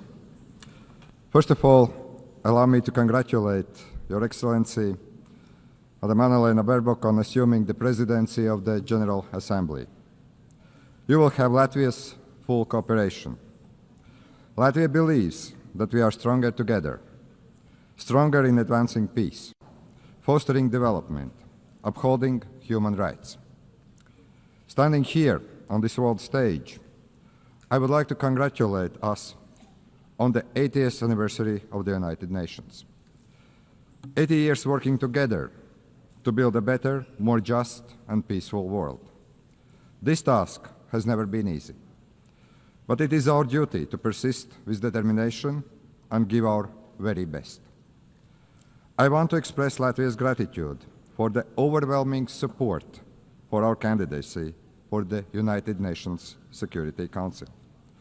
We are beginning our term next year. This is our first term. Latvia will take on this responsibility with a strong sense of duty, a duty to serve with integrity, transparency, and with a clear commitment to the principles of the United Nations. Latvia is honored to serve on the Security Council for the good of people around the world. And we will stand together for peace and resilience. Latvia's three priorities in the Security Council are: first, protect our rules-based international order. Second, advocate for women, peace and security agenda. Also protect the most vulnerable people amongst us. Third, find solutions to emerging security threats. These include climate change, hybrid threats, the challenges related to the safety of artificial intelligence. Excellencies, the world is in disarray. Before our eyes, we see blatant attempts to weaken or even to destroy the rules-based international order, the order that is rooted in the United Nations Charter. In effect, a new world order is emerging, and it is not a better one. There is an attempt to recreate the world where the might makes right. The permanent members of the Security Council undertook to maintain international peace and security, to prevent wars, to prevent devastation and loss of life. But it seems that one permanent member, Russia, doesn't want this. Russia wants a world where brute force prevails over international law.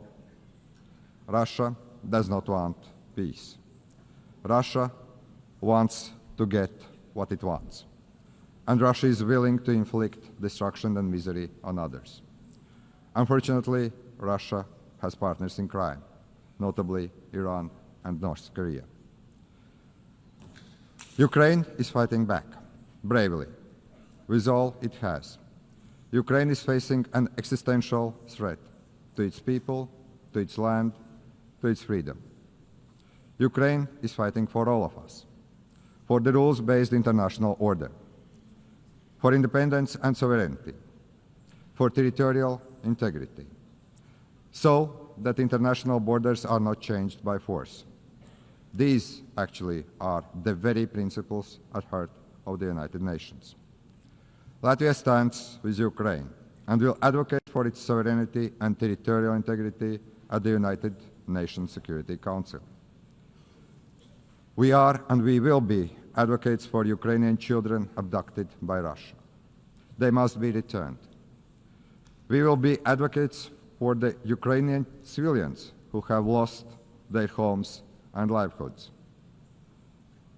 Latvia will use its position on the United Nations Security Council to help achieve a just and lasting peace in Ukraine.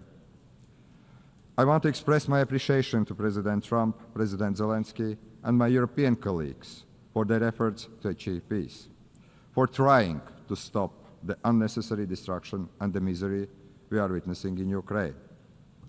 It is our collective duty to uphold the principles of the United Nations Charter, especially when a permanent member of the United Nations Security Council openly violates them. We need no reminding that the United Nations was founded on the ruins of the World War II, to save future generations from the scourge of war, to maintain international peace and security, to protect human life. Distinguished delegates, in war, it is the most innocent that pay the highest price. It is our duty to strengthen international cooperation to tackle the escalating crisis in Gaza. The humanitarian catastrophe in Gaza continues to spiral. Urgent action is needed to end civilian suffering. Latvia condemns all terrorist attacks. Nothing can justify terrorism. We recognize Israel's legitimate right to self-defense, but it must be exercised in line with the international law and particularly international humanitarian law. The law is there to protect every one of us. Latvia calls for an immediate ceasefire in Gaza. The terrorist organization Hamas must release all hostages. Hamas must be destroyed, as this organization is responsible for so much human suffering in the region. We need to ensure that the access to humanitarian aid in Gaza is safe and unconditional.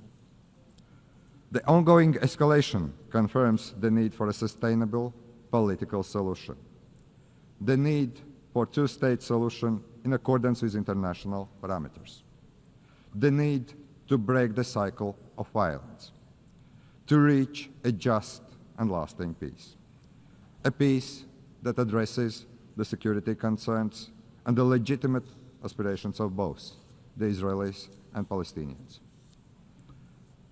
Latvia is keenly aware of the ongoing conflicts around the world. We must work together to resolve the dire humanitarian situation in Sudan and Democratic Republic of the Congo. We will not look on helplessly as crises unfold. As a member of the Security Council, we will call on the international community to take collective action and to facilitate humanitarian aid, to try to end unnecessary human suffering. Distinguished delegates, we must do everything in our power to protect the most vulnerable people, especially women and children. Women and girls suffer disproportionately in times of war. We, the global community, have a responsibility to protect the rights of women and girls, to empower them, to ensure their voices are heard in peace processes. The first deportation of Ukrainian children to Russia is beyond disturbing. We call on the United Nations to do more, do much more. We will do all we can to help bring these children home. Madam President, it is not only conventional warfare that threatens peace, security, and stability. Emerging threats like climate change, cyber attacks, hybrid attacks, and the misuse of the artificial intelligence are testing us on a daily basis. Our modern world is connected in ways that most of us can't imagine. Today, many countries are experiencing a growing wave of hybrid attacks, also Latvia. We have to deal with damage to undersea cables, GPS jamming, arson attacks, the Russian shadow fleets. Russia continues and actually invests in new provocations, most recently recklessly violating the airspace of Poland and Estonia. The intensity of Russia's drone attacks against Ukraine has created incidents in Latvia, Lithuania, Poland, Romania. This is the new reality. Russia bears full responsibility for these acts and also consequences. This kind of reckless behavior is a direct threat to international peace and security, and we must act to stop it before such acts spiral out of control. We must counter these threats by resilience and increased cooperation with our friends and allies. But hybrid warfare is evolving, as are emerging and disruptive technologies. The challenge is to maximize the benefits these technologies can bring, while remaining vigilant of the potential risk they pose. We share the United Nations view that we need to develop artificial intelligence responsibly, but we should not halt the progress. Artificial intelligence can promote economic growth, drive scientific progress and innovation, even improve healthcare and make education more accessible. Artificial intelligence is already part of our daily lives. We must acknowledge this reality and work to make it safer and more beneficial for the people. The governments should not take years to create regulations. We should act swiftly and do it right. As a responsible United Nations member, a future UN Security Council member, Latvia is ready to work with our partners to address these issues. Ladies and gentlemen, the United Nations has stood the test of time for 80 years. It is the primary architect of international law and protector of rules-based international order. The United Nations is not perfect, but it is the best we have, the only truly global organization. As one of UN Secretary Generals, Dag Hammarskjöld, famously said, the United Nations was not created in order to bring us to heaven, but in order to save us from the hell. But after 80 years, it is time to adjust to new realities.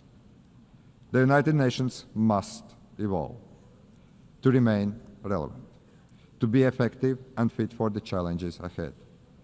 That's why we support the UN 80 initiative by the Secretary General. Let us work together for peace and resilience. Let us protect the rules-based international order and the United Nations Charter, because we all are better together. Thank you very much. On behalf of the Assembly, I wish to thank the President of the Republic of Latvia. The Assembly will hear an address by His Excellency William Samoei Ruto, President of the Republic of Kenya and Commander-in-Chief of the Defense Forces. I request protocol to escort His Excellency and invite him to address the Assembly.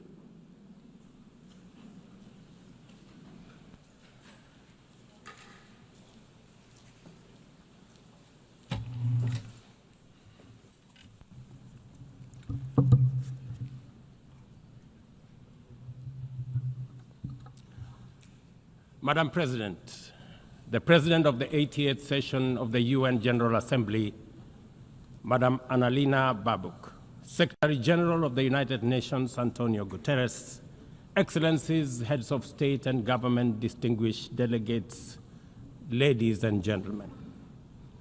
I congratulate you, Madam President, on your election to preside over the 80th session of the UN General Assembly. Madam President, you can count on Kenya's full support throughout your tenure as you steer the Assembly into the future. Ladies and gentlemen, 8 years ago, in the aftermath of the unprecedented global destruction and devastating war, the international community came together in hope. They created this organization, the United Nations, as a shield against the horrors of war, as a platform for dialogue, and as a bridge to a better, fairer, more secure global community. What is often forgotten or not mentioned today is that the United Nations grew out of the failure of the League of Nations that existed between 1919 and 1945. The League of Nations did not collapse for lack of good intentions or noble objectives. Formed at the end of the First World War and as part of the Treaty of Versailles, it was humanity's first attempt to build a permanent international organization to stop aggression and war and bring nations together. Its ambitions were to achieve collective global security, disarmament, peaceful dispute resolution, and cooperation on humanitarian and social issues. Despite these ideals, the League of Nations failed. The United States never joined, other great powers came and went, and without enforcement authority, its condemnation carried little weight. When Japan invaded Manchuria, when Italy marched into Ethiopia, and when Hitler openly defied its rules, the League stood by, helpless and powerless. By the late 1930s, its credibility had collapsed, and with the outbreak of the World War II, it was rendered irrelevant. Madam President, this history is both a lesson and a warning. Institutions rarely fail because they lack vision or ideals. More often, they drift into irrelevance when they do not adapt, when they hesitate to act, and when they lose legitimacy. To remain relevant, institutions must be reimagined, must be reformed, renewed, and aligned with emerging realities. 8 decades ago, the founders of the UN sought to correct the failures of the League of Nations by creating a stronger, more inclusive organization anchored in the principles of, and I quote, "We the people of the United Nations, determined to save succeeding generations from the scourge of war," end of quote. Today, we are gathered for the UN at 80. The question is unavoidable. Is the United Nations relevant to the demands of our time?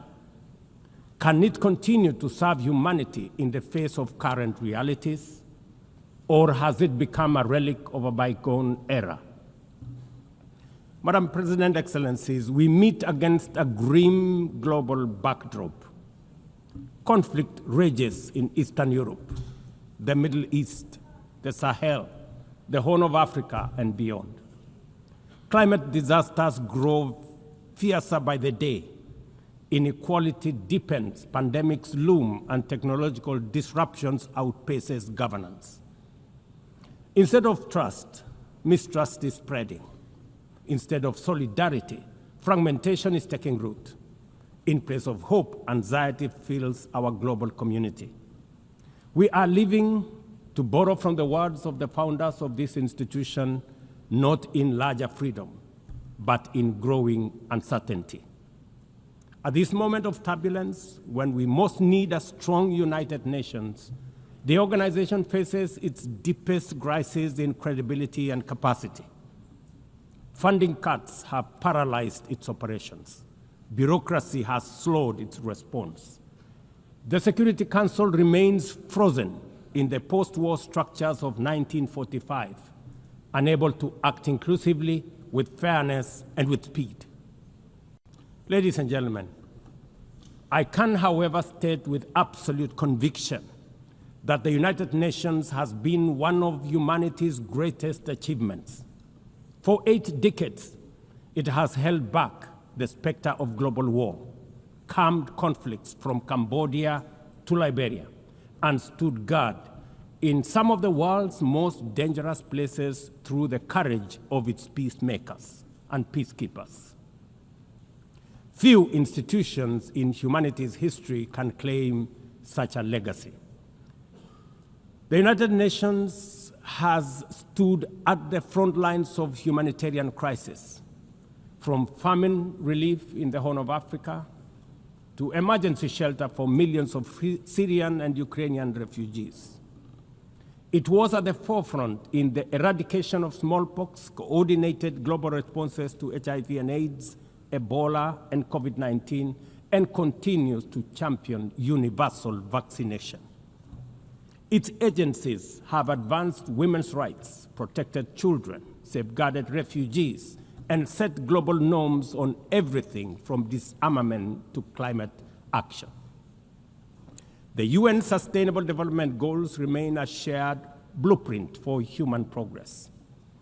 These are achievements no nation could have achieved alone, however rich, however great, or however powerful.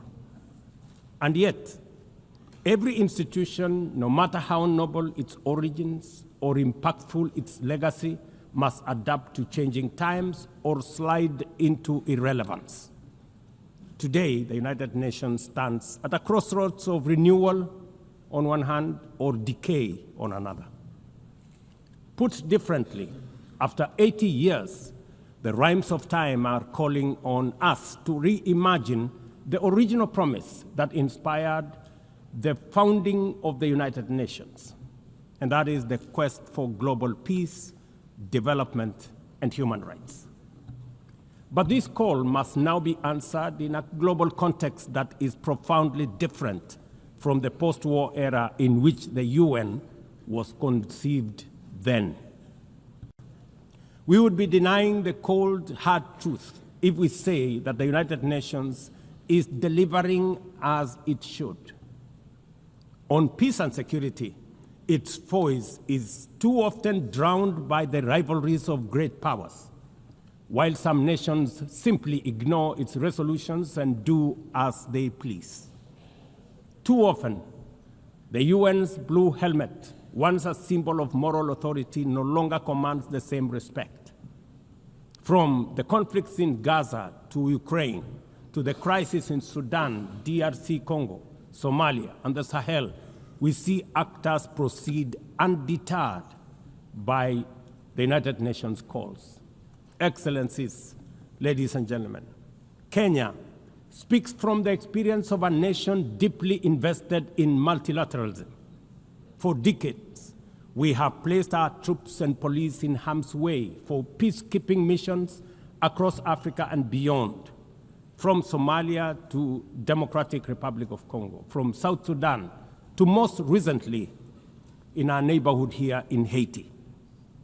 Over the past 15 months, we are proud to have led the multinational security support mission in Haiti, not because it has been easy, but because solidarity is the essence of the United Nations. Madam President, the mandate of the MSS mission is coming to an end in a few days. As the lead nation, allow me to briefly share our experiences, the successes and the challenges, as both a cautionary tale and a living lesson about the strengths and weaknesses of the current global security governance architecture. For far too long, the people of Haiti called out to the world. Too often, their pleas were met with silence, hesitation, or half measures. Haiti became a tragic reminder of what happens when the international community looks away, prevaricates, or offers half-hearted support. When Kenya responded to the quest for the Haitian authorities, it was in the belief that we were joining a genuinely multinational effort. We welcomed and fully embraced Resolution 2699, by which the United Nations Security Council authorized the MSS with Kenya as the lead nation. Drawing on our decades of peace support operations, we stepped forward, stepped up, and deployed our officers to confront the rampant menace of gang violence in Port-au-Prince and its environs. Madam President, ladies and gentlemen, the mission has operated in a volatile environment under enormous constraints. It has been underfunded, under-equipped, and operated below 40% of its authorized personnel strength. Our police officers have valiantly shouldered responsibilities without the full logistical support that would accompany any mission sanctioned by the United Nations. Despite these challenges, and against all odds, the MSS has delivered results many thought were impossible. The presidential palace, once under siege from gangs, is today restored as the seat of government. The police headquarters and the police training center, once overrun by gangs, are now secure, with the academy resuming the training of new police officers, over 700 of whom graduated a few months ago. Schools that have been shattered by violence have reopened, with children back in class, learning and progressing. Roads once manned or blocked by gangs have now free-flowing traffic. Cases of kidnapping and extortion have reduced sharply. The airport and the seaport, once surrounded by gangs, are now abuzz with normal operations.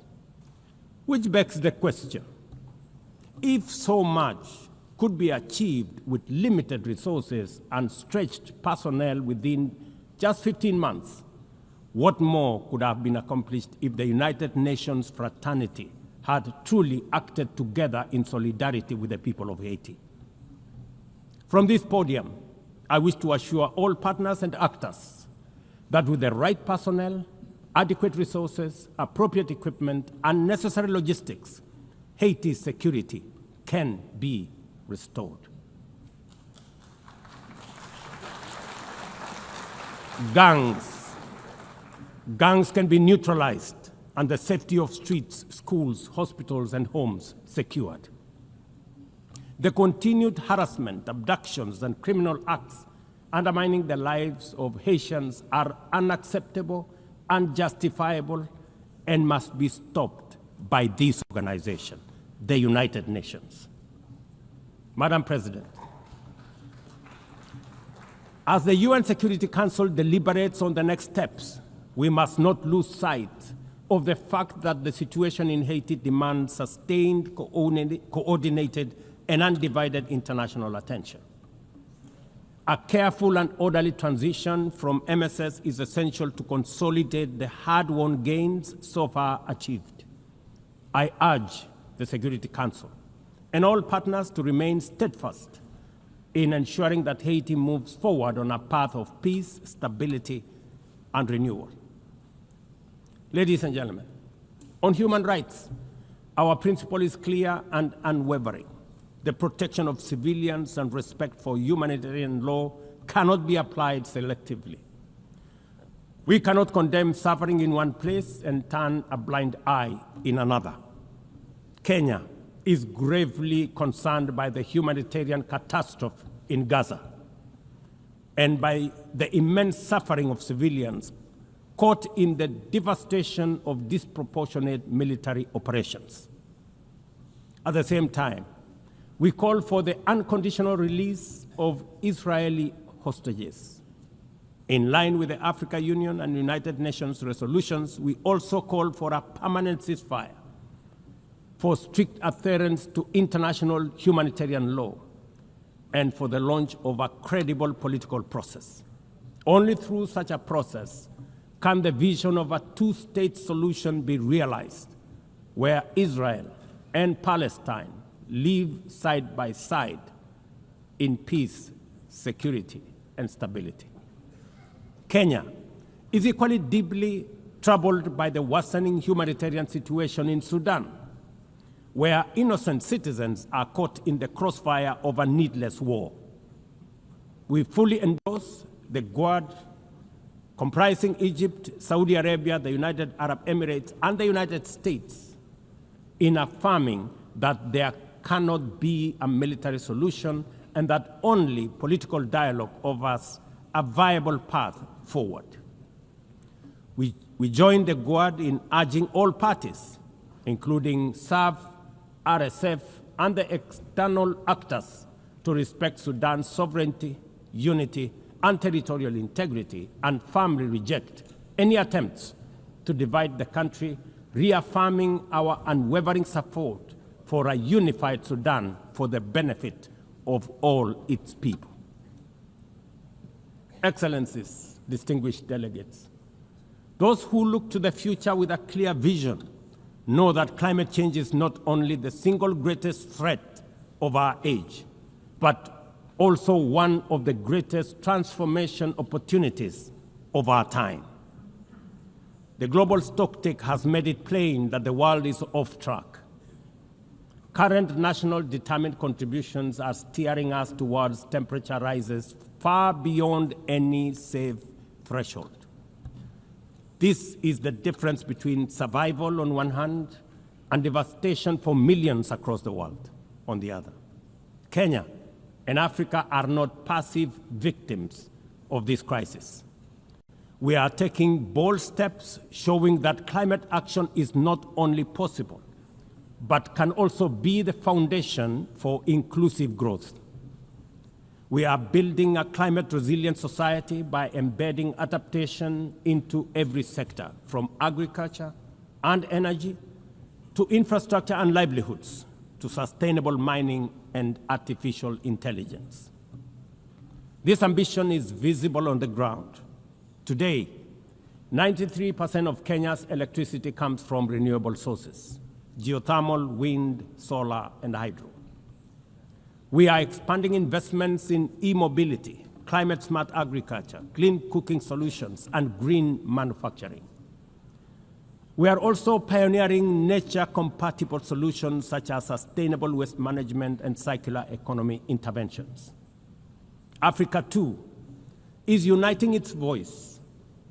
In 2023, in Nairobi, we hosted the inaugural Africa Climate Summit, where the continent adopted the Nairobi Declaration on Climate Action and Call to Action.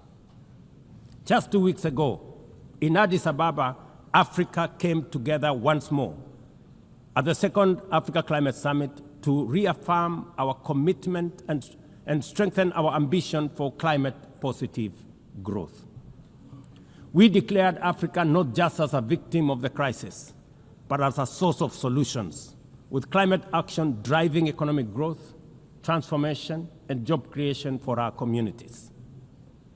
Ambition, ladies and gentlemen, cannot stand on willpower alone.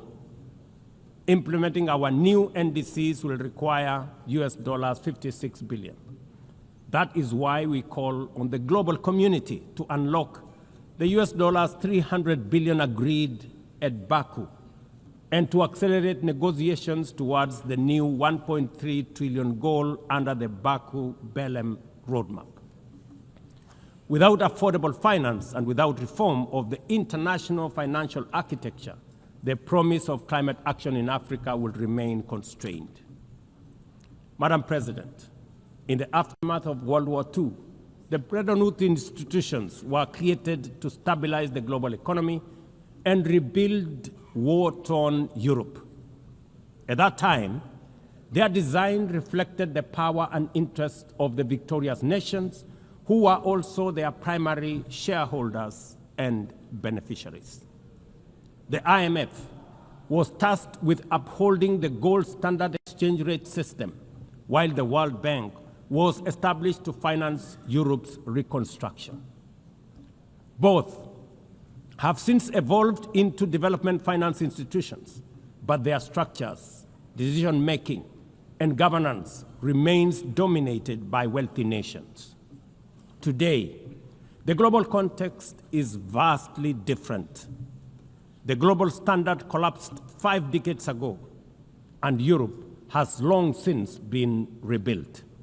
Yet, the governance of these institutions has not kept pace with needs of a multipolar world, especially the needs of poor and developing nations. The mismatch between shareholders and stakeholders has become starkly visible. For instance, during the IMF's recent allocation of special drawing rights, 64% went to wealthy nations. Just imagine, 64%.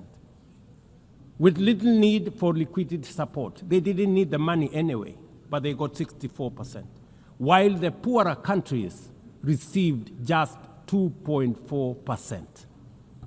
What a disconnect. The imbalance highlights how the very institutions meant to safeguard global finance stability often perpetuate inequality and instability. I have argued, and I say it again, that the current global financial architecture punishes poor countries with high interest rates and enormous conditionalities, while rewarding rich nations with lower interest rates and softer lending rates. Its rules, priorities, and allocation mechanisms consistently favor those already prosperous, while trapping vulnerable economies in cycles of debt, high borrowing costs, and inadequate access to emergency support and concessional funding. It is imperative to transform these institutions into genuinely independent, apolitical global bodies that their operations are aligned with their global mandate. Such a shift would democratize decision-making, restore credibility, and allow the IMF and the World Bank to serve all countries fairly rather than reinforcing old hierarchies. But Africa is not merely waiting for external prescriptions. We are taking bold and deliberate steps to strengthen our financial independence, safeguard our stability, and accelerate our development. Kenya, for instance, fully endorses the establishment of the Alliance of African Multilateral Financial Institutions, launched with the Africa Union in February 2024. This alliance brings together our homegrown banks, Afrexim Bank, the Africa Finance Corporation, the Trade and Development Bank, Shelter Afrique, Africa Re, Africa Development Bank, Africa Trade and Investment Development Insurance, and ZEP-RE, institutions that embody Africa's determination to mobilize resources, finance trade, and build resilience on our own terms. At the same time, the Africa Union is championing 3 transformative institutions: the Africa Central Bank, which will issue a single currency and free our trade from dependence on foreign money; the Africa Monetary Fund, positioned to stabilize our economies and give us true financial sovereignty; and the Africa Investment Bank, designed to mobilize resources for infrastructure, industrialization, and integration that Africa needs to rise. And to complete this vision, the Africa Credit Rating Agency, one that understands our realities, values our uniqueness, and tells our story with fairness and truth, has already been established. Excellencies, as we mark the 80th anniversary of the United Nations, Africa also marks 20 years since the Ezulwini Consensus and the Sirte Declaration, the two historic milestones that establishes the common African position on UN Security Council reforms. For 2 decades, Africa has spoken in one voice, demanding justice, equity, and representation in the highest organ of global governance. This demand, however, continues to be ignored, deferred, or endlessly debated to the detriment of both Africa and the legitimacy of the United Nations itself. You cannot claim to be the United Nations while disregarding the voice of 54 nations. It is not possible. Africa is no longer willing to wait on the margins of global governance while decisions about peace, security, and development are made without our understanding, without our perspectives, and without our voice. Africa's exclusion is not only unacceptable, unfair, and grossly unjust, it also undermines the very credibility of the United Nations, this organization.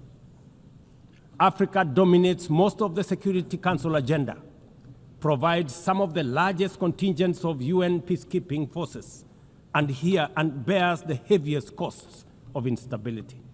Yet we remain the only continent without a permanent seat at the main table where decisions about our destiny are made.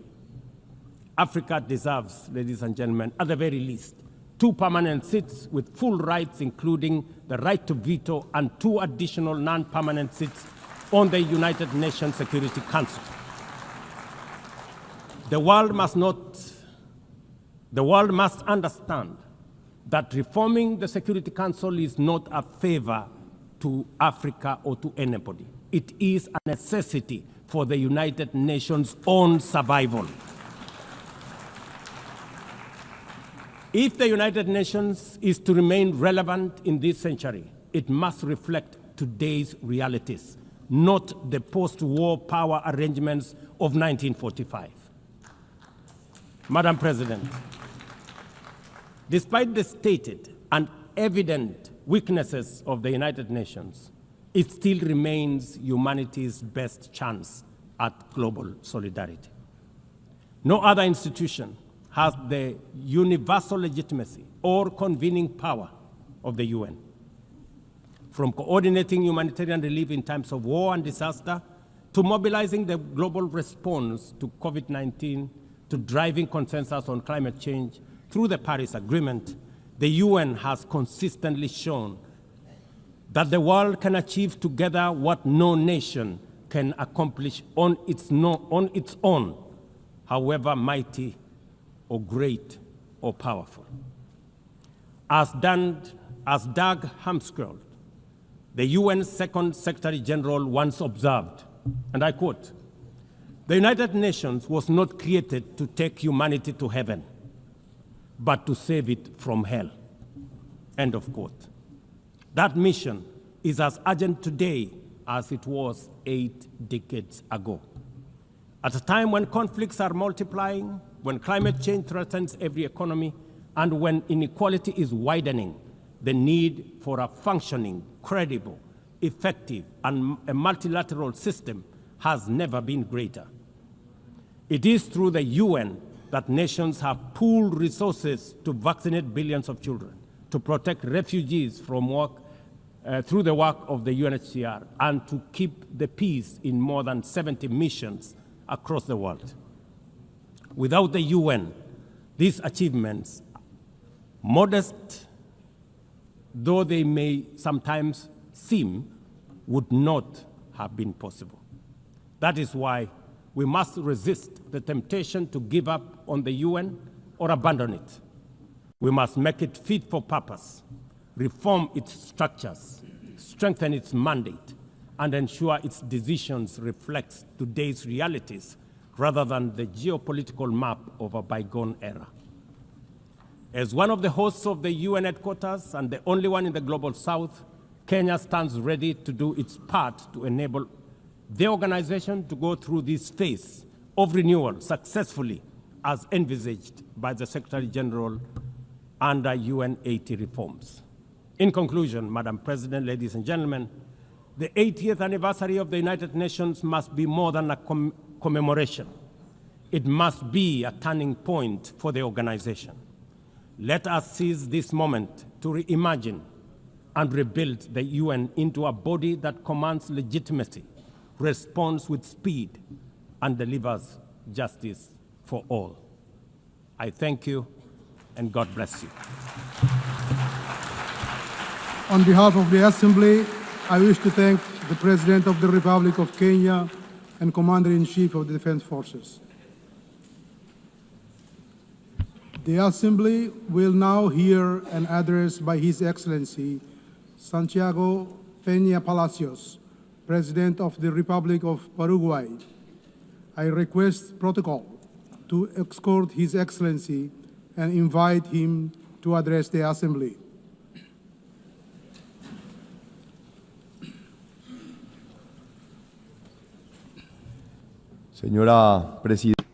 Madam President of the General Assembly, distinguished heads of state and government, distinguished ministers of foreign affairs, ladies and gentlemen. This is my third address to the United Nations General Assembly. It is without doubt an immense privilege and an honor to represent Paraguay in this magnificent forum, a country which may look small on the map, but is a giant in its spirit and potential.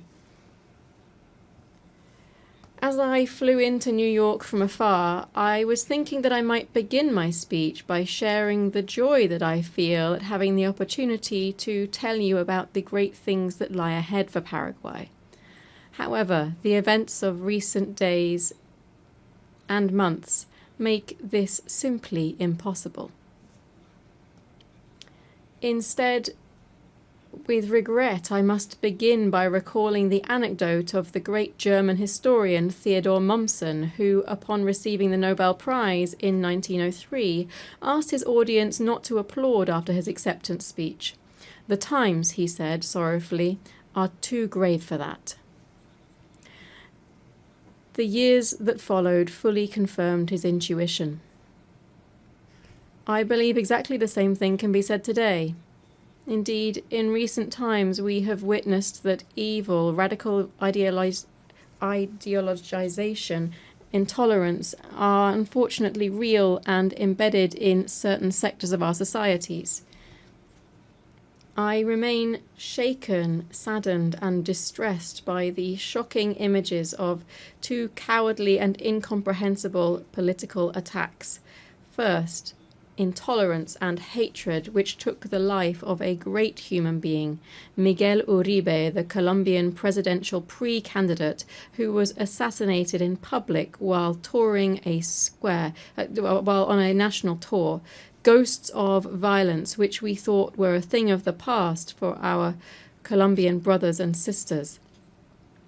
Second, we saw a young dreamer, Charlie Kirk, who was miserably torn from his wife and 2 children for one sole sin, defending his convictions and values with eloquence and courage. Both men, rather than resorting to violence to impose their ideas, chose the most civic and peaceful method possible, free, open, and frank debate, without evading controversial positions, yet always within a framework of respect. The ominous, macabre response must awaken us from our slumber of complacency. Dear friends, our values, our very way of life are at risk. The idea of democracy, that venerable and brilliant creation of Greek genius, which allows us to have a peaceful modus vivendi despite our differences, is currently in jeopardy. Therefore, in times when darkness seeks to extinguish the light, we must take a stand. This is no time to be timid. Either we stand on the right side of peace and reason, or we stand with violence and intolerance. Our children and grandchildren will not forget the stance that we took when faced with the immense challenge before us. That's why I wish to be very clear with you. Political violence is immoral, intolerable, and profoundly harmful. We must reject it without equivocation. So let's say loudly and clearly no to hatred, no to violence, and no to authoritarianism. We mustn't underestimate the gravity of what's happening. These aren't isolated events, they are patterns. The situation has been worsening in light of political movements. There is polarization and extremism that were once subtly revealed in texts and speeches that are now today materializing in acts of real violence. There is a crisis of belief in institutions. Citizens simply no longer have trust. Our democracy, this is a democracy which for decades guaranteed the most basic human rights, embodied in that magnificent instrument which is the Universal Declaration of Human Rights, the everlasting achievement of the United Nations system, is under siege from all quarters, both on the left and the right.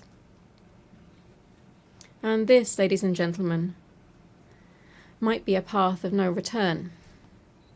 This crisis situation is the perfect breeding ground for authoritarianism, where democratic values are eroded. Authoritarianism, or its perverse twin, populism, replaces it. Paraguay views with great concern the restrictions on the exercise of fundamental rights, such as access to free information and freedom of expression in some sister countries. These are already palpable demonstrations that the crisis is real and far-reaching. Thus, regrettably, the situation in Venezuela has become truly alarming. Systematic violations of human rights and fundamental freedoms are being compounded by actions that are contrary to international law and the persecution of political leaders. The electoral process in July 2024 trampled the will of the Venezuelan people. 7 million Venezuelans have left their homeland. This is the largest migratory crisis in the history of the Western Hemisphere. In Nicaragua, meanwhile, the persecution of political opponents persists and is expanding aggressively. The situation of human rights and fundamental guarantees is dire.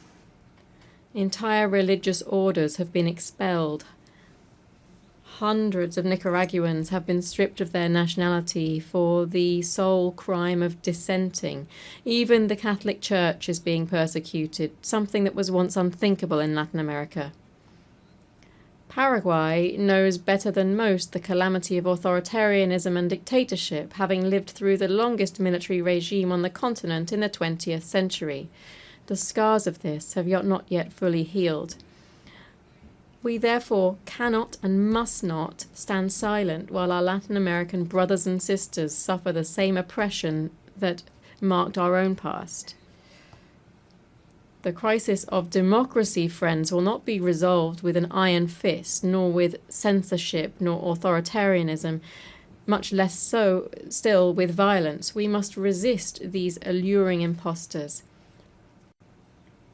As the Italian philosopher Norberto Bobbio said, crises of democracy are resolved in one way only, with more democracy.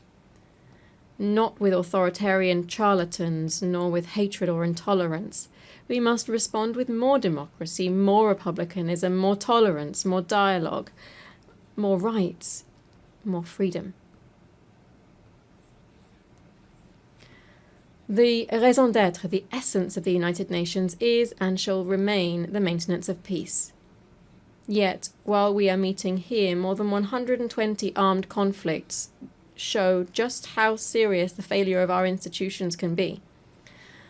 Paraguay extends its solidarity to all victims of armed conflict and calls once again for the peaceful settlement of disputes.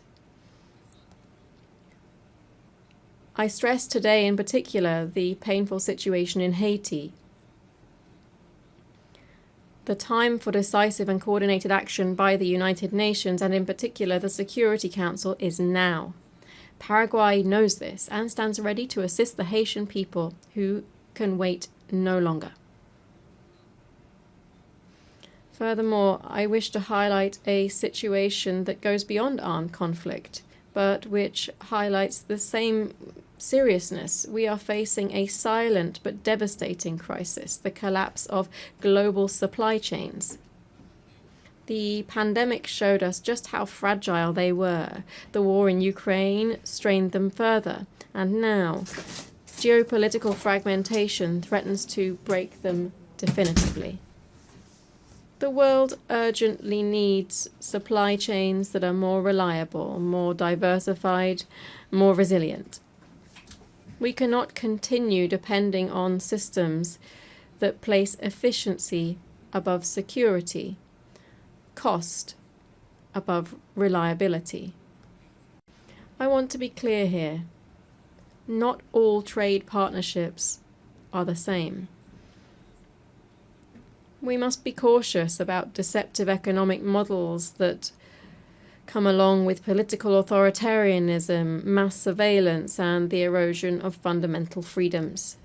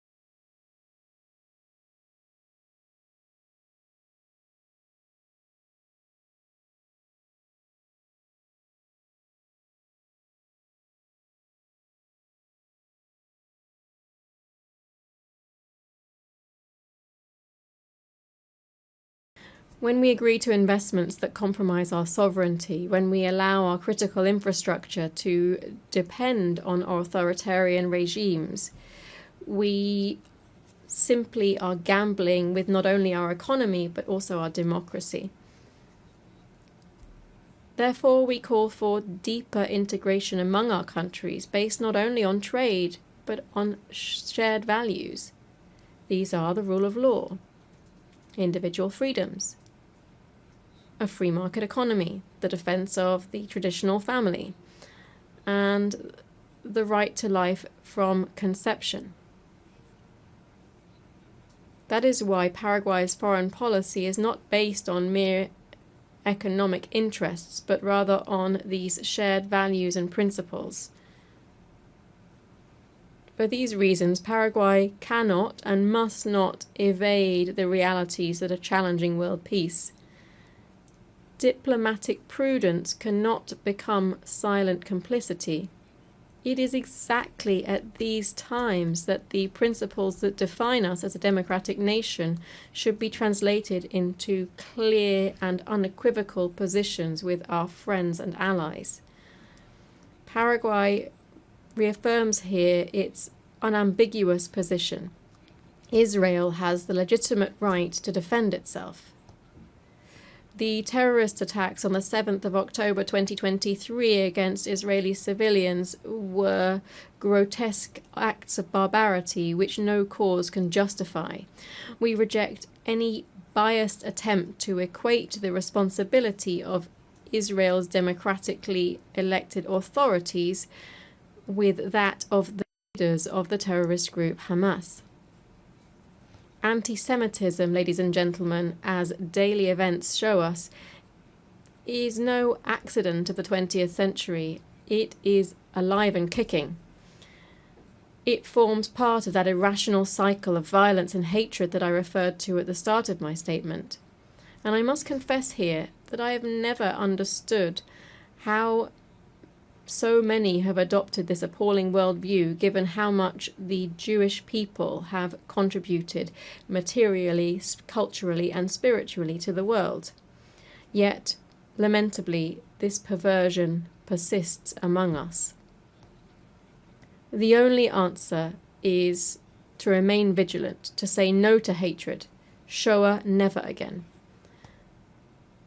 That is why Paraguay was one of the first countries in the world to designate both Hezbollah and Hamas as international terrorist organizations, and why it has consistently condemned their wicked acts. I decisively condemn these criminal organizations before you all again today. My country will continue to oppose those who deny the sacred value of human life, a fundamental idea that underpins Paraguay's vision of the human person. We also urgently appeal for the implementation of a solution that will alleviate the humanitarian situation in the Palestinian territories, bringing an end to the violence and securing the immediate release of the hostages, promoting a constructive dialogue that leads towards peaceful coexistence between both peoples and lays the foundations for a lasting peace in the Middle East. Paraguay's extremely principled diplomacy based on conviction rather than mere convenience also explains the moral stance that we have taken with regard to another democracy facing existential threats. Consistency in defending democratic values doesn't allow for selective geographies or calculations of convenience. Principles, when they are genuine, stand by their intrinsic worth, not by their political profitability. Paraguay has proudly maintained 67 years of diplomatic relations with the Republic of China, Taiwan. This friendship, forged through shared democratic values, has shown that cooperation between nations can be based on more than mere interest. Certainly, this decision costs us dearly economically, but believe me, the value of doing what is right is priceless. The growing tensions in the Taiwan Strait deeply concern us. Increasingly aggressive military exercises, constant aerial incursions, bellicose rhetoric, all of this points towards a dangerous escalation that could destabilize not only Asia, but the entire global order. Ladies and gentlemen, let it be said without timidity or pusillanimity, Taiwan deserves a place in this forum. Allow me to repeat it. Taiwan deserves a place in this forum. This is a matter of strict justice. Its exclusion from the UN system is an affront which undermines the legitimacy of our institutions. 23 million decent, hard-working and dignified people cannot remain invisible to multilateralism. Ladies and gentlemen, as in other cases, the question of Taiwan and its international status must inevitably form part of the discussions of this General Assembly. It is time to uproot this tree of injustice which has grown for decades and to give a place to Taiwan, China in the United Nations.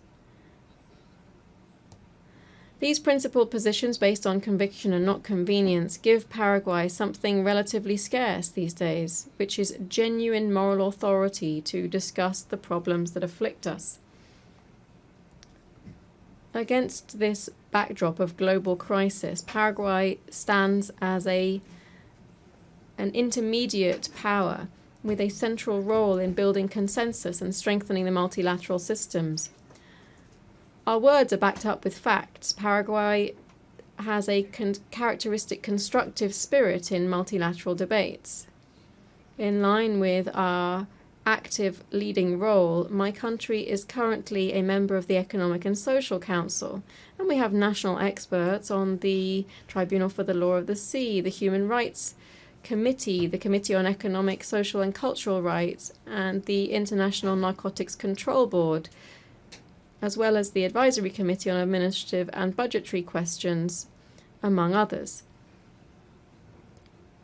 Over the term 2026 to 2027, we aspire to the presidency of the Bureau of the 6th Committee of the General Assembly, and we shall take up membership in the PBC.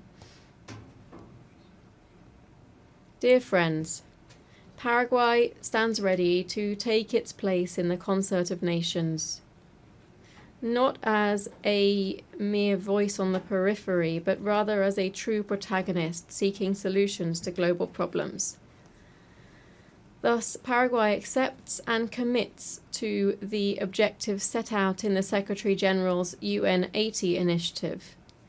These include the quest for greater efficiency in resource use, simplification of processes, and the review of mandate implementation. We therefore demand the implementation of geographic balance in the appointment of the next Secretary-General. This would strengthen the legitimacy and representation of this organization. In this process, we are convinced that attention must be paid to our region. Since we have candidates meeting the highest standards of experience, integrity, vision, and above all, leadership to build bridges, helping us to overcome challenges that are global in nature and that also pose systemic risk. We therefore call for a deep reform of the Security Council to prevent it becoming dispensable within a multilateral system that must provide solutions to the numerous current conflicts, both those between states and those caused by non-state actors. We call, therefore, for more flexible positions so that the Security Council can once again become truly representative in its membership and regain effectiveness as it fulfills its mission. We call for the elimination of the veto, which would bestow greater legitimacy on the body and would enable the UN as a universal organization to once again play a leading role in finding solutions to the great challenges facing our world. Madam President, distinguished delegates, I know that the picture I have painted here is not the brightest. Indeed, it is rather somber. But I preferred to speak truthfully, so as to not underestimate the gravity of our current situation. And yet, optimistic as I am, I can't avoid saying this. I look to the future with great hope. As the great writer William Faulkner said, I believe that humanity will not merely endure, it will prevail. With all of our flaws, when we work together, when we place solidarity above division, dialogue above violence, tolerance above hatred, humanity is capable of great things. Building the future is not possible merely by wishing it. Building the future requires intention, persistence, constancy, and discipline. I always say, and I'll repeat it here today, there are no shortcuts to development, just hard work. But words are no longer enough. Our peoples are tired of empty promises, of grandiose declarations that don't lead to bread on the table, safety in their streets, or education for their children. Just like in any relationship where trust has broken down, the key to recovering it is to show results. Democracy must demonstrate that it can deliver, that it can generate prosperity, and it can secure justice, offer hope, be a democracy with a human face and with a social heart, as defended by the great thinkers of my own political movement, such as Ignacio A. Pane, Juan León Mallorquín, and Fulgencio R. Moreno. My party has been demonstrating all of this in office in Paraguay over the last few decades. We have been showing that it is possible to grow economically with justice, with democracy, and with human rights. I'm not saying this arrogantly, but rather with the humility that characterizes Paraguayans. This is a humility born of a history of greatness, but also suffering. Paraguayans know the eternal cycle of rebirth, of suffering, crisis, tragedy. We have had to reinvent ourselves and rise from the ashes. And in that noble process, we have built the Paraguay that today is finally being recognized for what it is, a giant that is re-emerging. In economic growth of 5.9% in the first quarter of this year, while at the same time the regional average barely reached 2%. Our inflation stands controlled at 4.2%, which is below the regional average. We are advancing firmly towards post-pandemic fiscal convergence. Our fiscal deficit has returned to 1.5% in the national budget for next year. Our unemployment levels have fallen to historic lows, 5.6% in the first quarter this year. But growth without social justice is worthless. That's why we are implementing ambitious programs to transform lives. Our Zero Hunger in Schools program feeds more than 1 million children a day in 7,000 schools. Che Rogapora is turning thousands of working families into homeowners. For the first time, the state is offering mortgages with payments equivalent to rent, transforming a monthly expense into family wealth. I stress that 118,000 people emerged from poverty in a single year. Extreme poverty fell to 4.1%, which is the lowest level in our modern history. But none of this would have been possible without solid institutions. That's why we've undertaken bold reforms. We promoted the Civil Service Act to professionalize civil service, ending with decades of clientelism. We have the Integrity and Transparency Act, creating true oversight and accountability mechanisms and strengthening the office of the Controller General. We've adopted a National Unified Registry Act, which proposes structural transformation and, after 100 years, orders land ownership in Paraguay. The outcome of this is that in July last year, Paraguay achieved investment grade for the first time in its history. Distinguished delegates, the Paraguayan model is not perfect, of course not. We face huge challenges and much remains to be done. But we are changing reality. We're showing today that Paraguay is not merely a country. As the president of the International Automobile Federation, Mohammed Ben Sulayem, said, Paraguay is the country. Madam President, distinguished delegates, I began this speech with some rather somber warnings about the state of global democracy and our societies.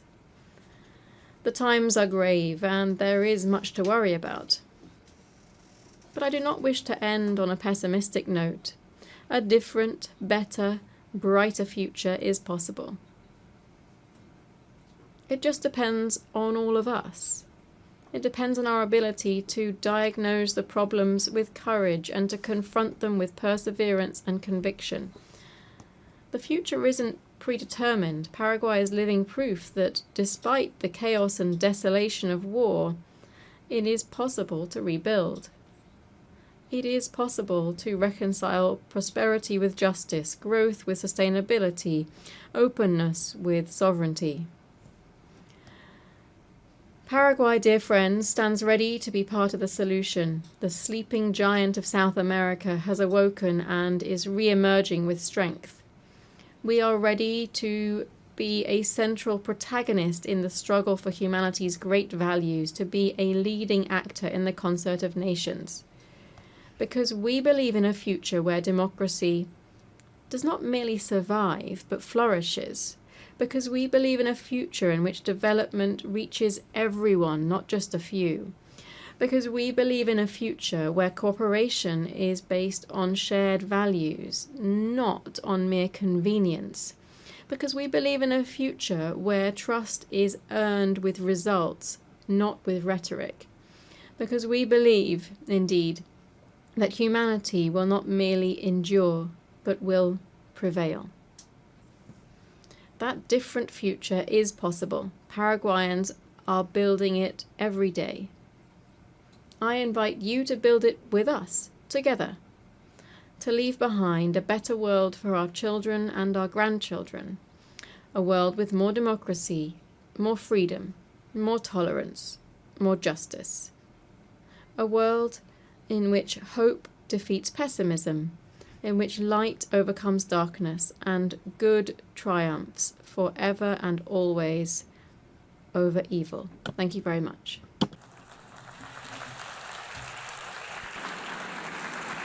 On behalf of the Assembly, I wish to thank the President of the Republic of Paraguay. The Assembly now will hear an address by His Excellency Al-Karis, President of the Republic of Estonia. I request protocol to escort His Excellency and invite him to address the Assembly.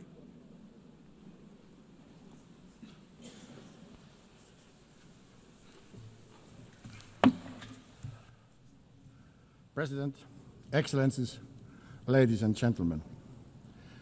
United Nations is an idea of a better world. It is an idea that is not an abstract construction nor an empty declaration, but carefully crafted agreement. The grand agreement that is the basis of a current multilateral world order. An agreement designed to protect international peace and foster prosperity. An agreement to ensure a free and dignified life for everybody. An agreement that is based on the understanding that destruction and horrors of war must not be repeated. Unfortunately, the international law-based multilateral system with the UN and its charter at the core that is supposed to keep us all safe is increasingly under strain. Its fundamental principles are violated in numerous conflicts across the world. Brutality prevails. We simply cannot let this go on. We all should be asking, what kind of future do we want?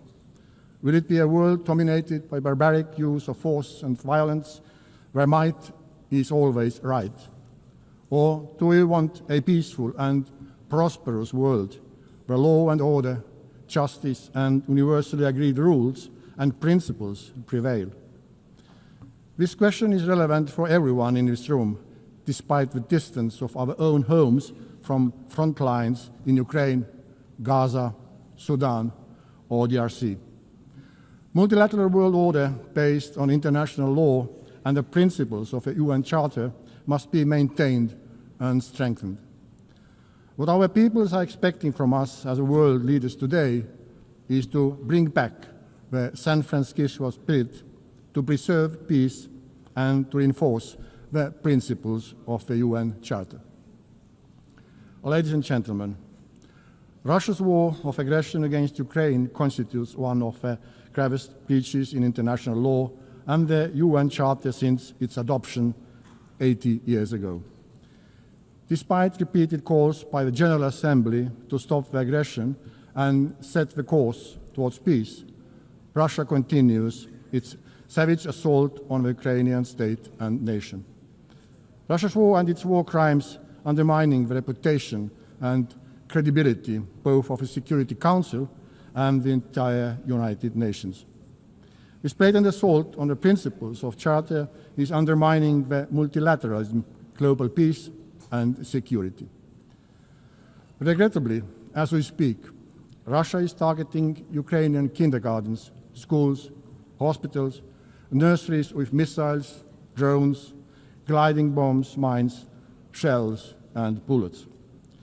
The same permanent member has been systematically abducting and deporting Ukrainian children, erasing their identity and forcing them into integration.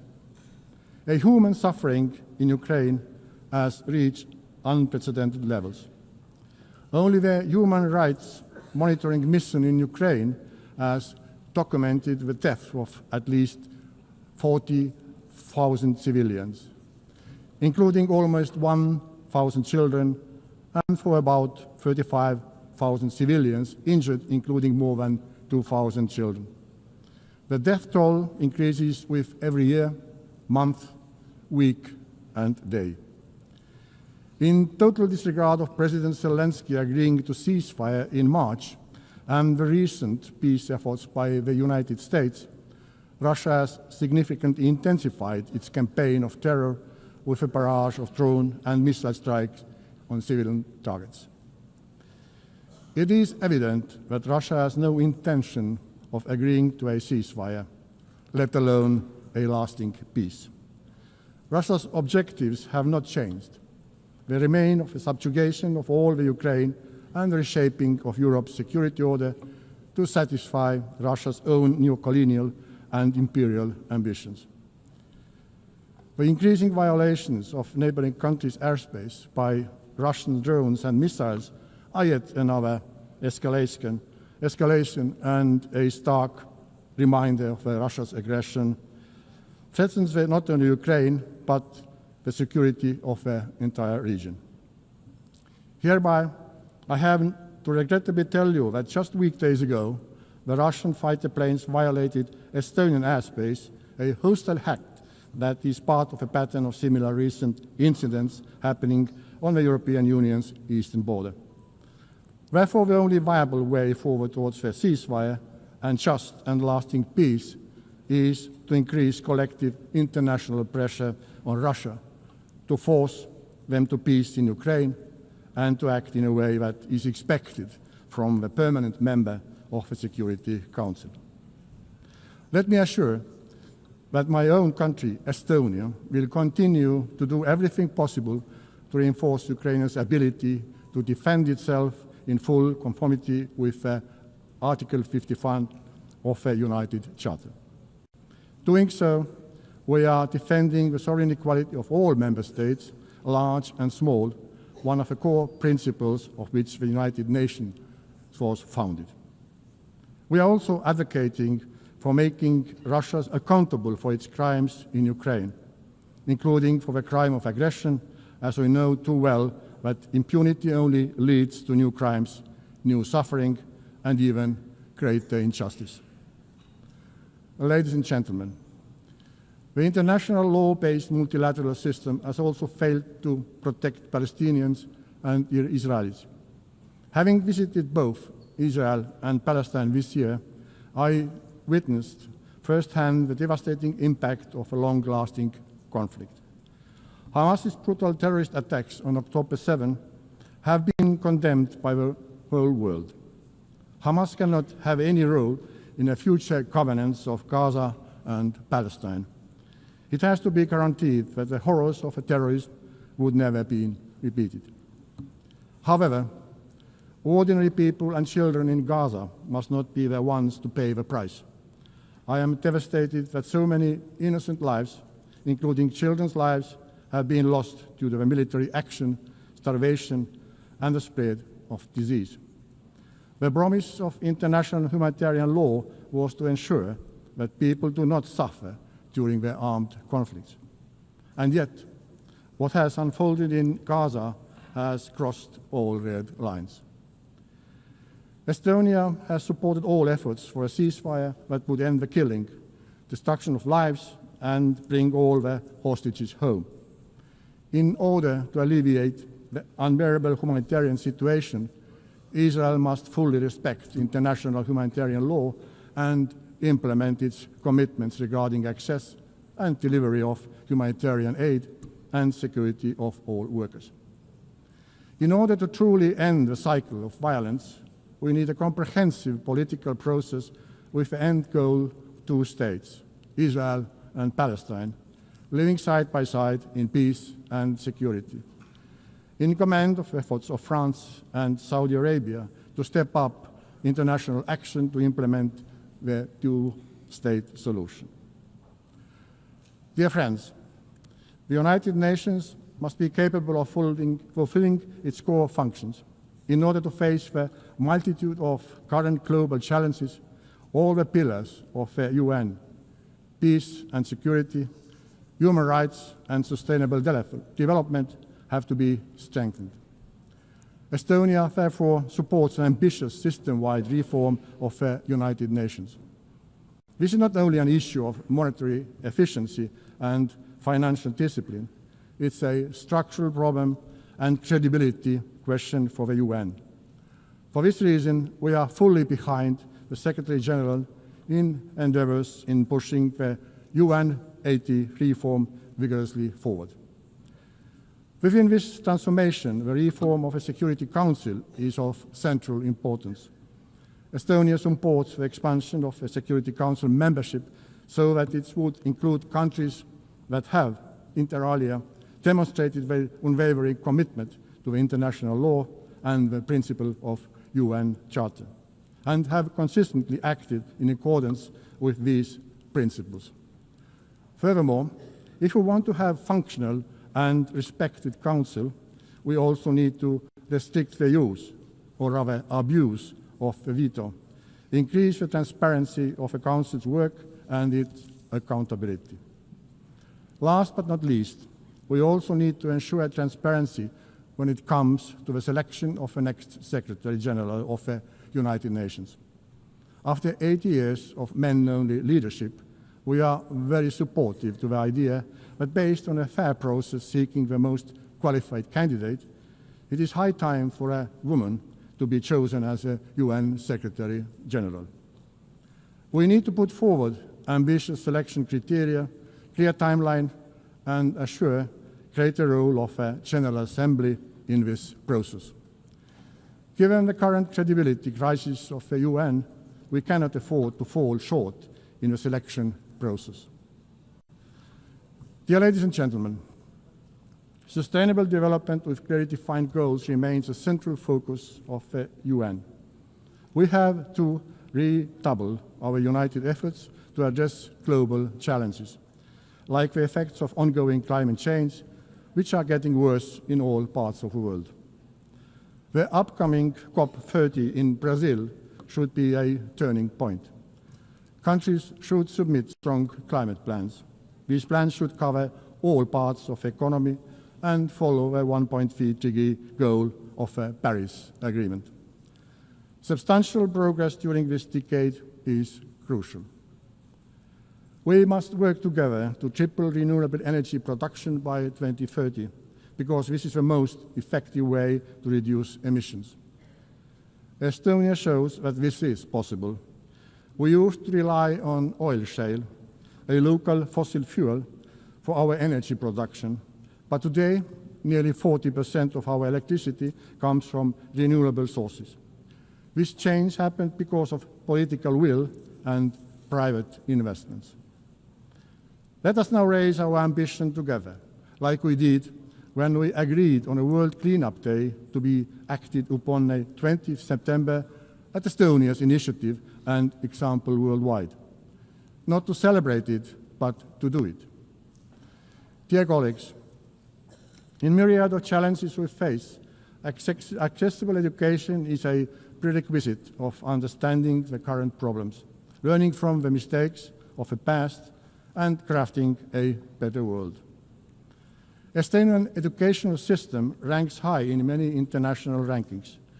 We see how this has had an impact to many other fields where Estonia has been doing well, including digital governance, media freedom, and innovation. Our goal is to share with our partners, including through UNICEF board, our diverse experience in innovation, in education, developing educational policies, reforming education, and improving the availability of high-quality education. Every situation, every culture, every context is unique and requires specifically developed solutions. However, allow me to draw your attention to one of specific experience of ours. In 1991, at the start of the Internet revolution, we decided to radically integrate computers and Internet into our educational system.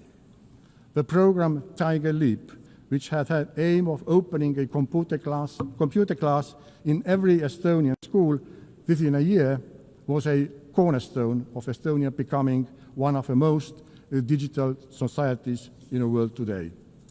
The world today looks different from the one 34 years ago. But new technology is there again and waiting to put it into the best use. Therefore, Estonia is making a new leap, the artificial intelligence leap. We are again providing the best technological tools available to our students and teachers so that we keep comparative edge in education for years to come. Equipping citizens with the skills to use AI wisely and responsibly is essential. AI must serve dignity, development, and human rights, not the other way around. In Estonia, we believe in innovation, and we are most ready to develop new tailor-made solutions with our good partners all around the globe. In collaboration with the International Telecommunication Union and Germany, Estonia co-founded the CovStack initiative. This innovative platform provides governments with digital public infrastructure toolbox aimed at modernizing digital services by creating modular, open source, and scalable framework for governments worldwide. Dear Member States, whichever global problem we approach, we have to build human rights and basic freedom. Yet today, human rights and fundamental freedoms are increasingly under pressure worldwide. This is a deeply worrying trend that demands our collective response. This is the idea that guides us also on the way to becoming a member of a Human Rights Council for a period of 2026-2028. And I would ask your support at the election next month. Our priorities during our membership are the promotion and protection of children's rights, safeguarding digital rights and reducing the digital divide, and advancing media reform. All three are critical for advancing democracy and protecting international law-based multilateral world order. We are capable of learning as human beings and as a mankind. We learn from mistakes. We get up and will do better. Let us do it. Thank you for your attention.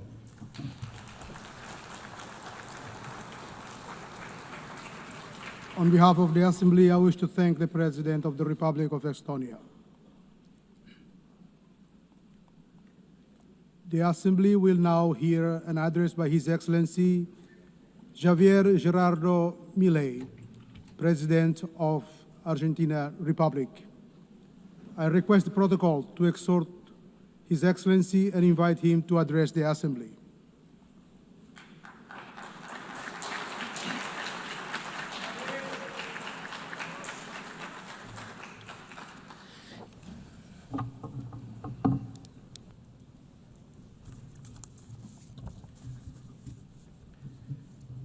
A las autoridades de las Naciones Unidas, United Nations authorities, representatives of member states, all citizens closely following this summit, good morning to you all.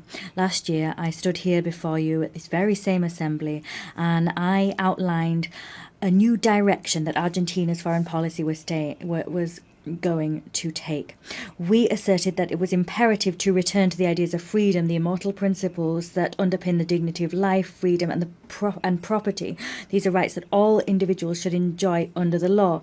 We asserted that there was a need for international cooperation to aim to guarantee those rights. However, I also warned that the UN had cast aside what had been its lodestar in recent decades. The successful model of the United Nations spoke of the need for peace without victory. It was grounded in cooperation between nation states. It was, however, replaced by a supranational model of government comprising international bureaucrats that sought to impose on citizens across the world a specific way of life. The United Nations has moved from an organization that sought to mediate peace between peers to an organization that claimed not only to decide what every nation state does, but also what all individuals, wherever they may be in the world, must do. We believe in the original aim and purpose of this organization. We believe that there are global problems which require dialogue and international cooperation if they are to be resolved. However, for that reason, and to achieve that goal, we must reject these abuses of authority that often go hand in hand with noble agendas. As we maintained last year, we will never support the amputation of indigenous or commercial freedoms, nor will we support the violation of natural rights of citizens of member states. In the last year and a half, we have voted in accordance with that principle. I am saying this to you, well aware that many of you don't share my views. But as I've always said, it's preferable to say an uncomfortable truth than to speak a comforting lie. In that vein, today I want to talk to you about a specific problem facing all modern countries. As things stand, the world is seeming to pit the present against the future and seeing it as a contradiction. This is a political, economic, and philosophical problem, and the response to that problem and that opposition will determine the course of humankind. If we push to the end this idea of comfort versus discomfort, the entire world, I would say that now the entire world seems stagnating in the comfort at the present, overlooking the consequences that will have for the future. Given that doing what is uncomfortable seems to strip votes and power from those that take it on, leaders prefer to do everything in their power to protect the status quo that they inherited, and they do so disregarding future consequences. They light a fire to heat the future and heat the present and disregard the future. Modern states have thus entered into a very complex dynamic from which they cannot return.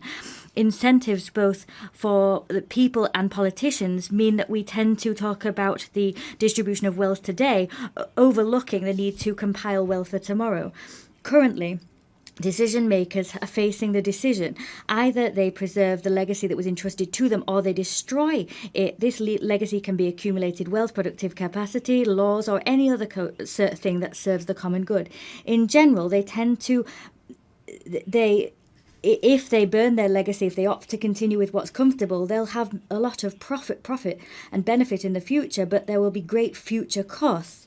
What you put aside today, you lose for tomorrow. They seem to be preserving growth and prosperity in the present and casting aside the well-being of future generations. We need to find a balance, meaning that eating bread today doesn't mean we'll go hungry tomorrow, and we need to guarantee sustained growth and well-being. That's something economists call economic growth. That growth can sometimes seem slow and sometimes halt briefly because progress is never linear, but it's precisely long-term consistent growth that has systematically revolutionized the world and has wrenched thousands of millions of people from poverty. The difference between zero growth and 2% growth in the long term is the difference between stagnation and prosperity. The Argentinian people know a great deal about this issue because we're the only country in the region that hasn't experienced growth in the last 15 years. In legal terms, growth, the condition for growth, is respecting the sanctity of property and the free market. And that means nothing other than ensuring free trade between peers and free cooperation between peers. Without the right to ownership, there can be no savings. And without savings or free trade, there is no investment. If there's no investment, there can be no growth. But it's not in anyone's individual political interest, apparently, to respect these principles, because it is precisely when we expand the state that individual freedoms of citizens are eroded. and we simply seek to protect ephemeral present well-being to earn votes, and that's what our politicians do. Accumulated wealth decreases over time with this way of moving forward, and so what we're seeing now is countries are increasing public expenditure, but that doesn't ultimately create wealth, it rather destroys wealth. With that in mind, politics gains power on two fronts. They get democratic legitimacy and they obtain resources that they can spend. So politics has a double incentive to foster that intergenerational betrayal, because despite the fact that people lose in the future if this course is followed, there's short-term gain.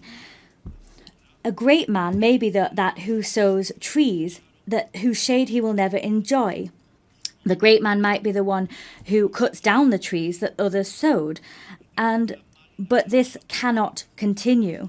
This is the major trap that all nations are succumbing to. When this process is continued, growth stagnates. When growth stagnates, the demand for redistribution of wealth grows ever louder. So populist policies become, and the calls for them, become stronger and stronger. These policies appeal to envy and resentment. And the ultimate conclusion of this process is vulnerable young people suffocated under the weight of a state that they know is only there to exploit them.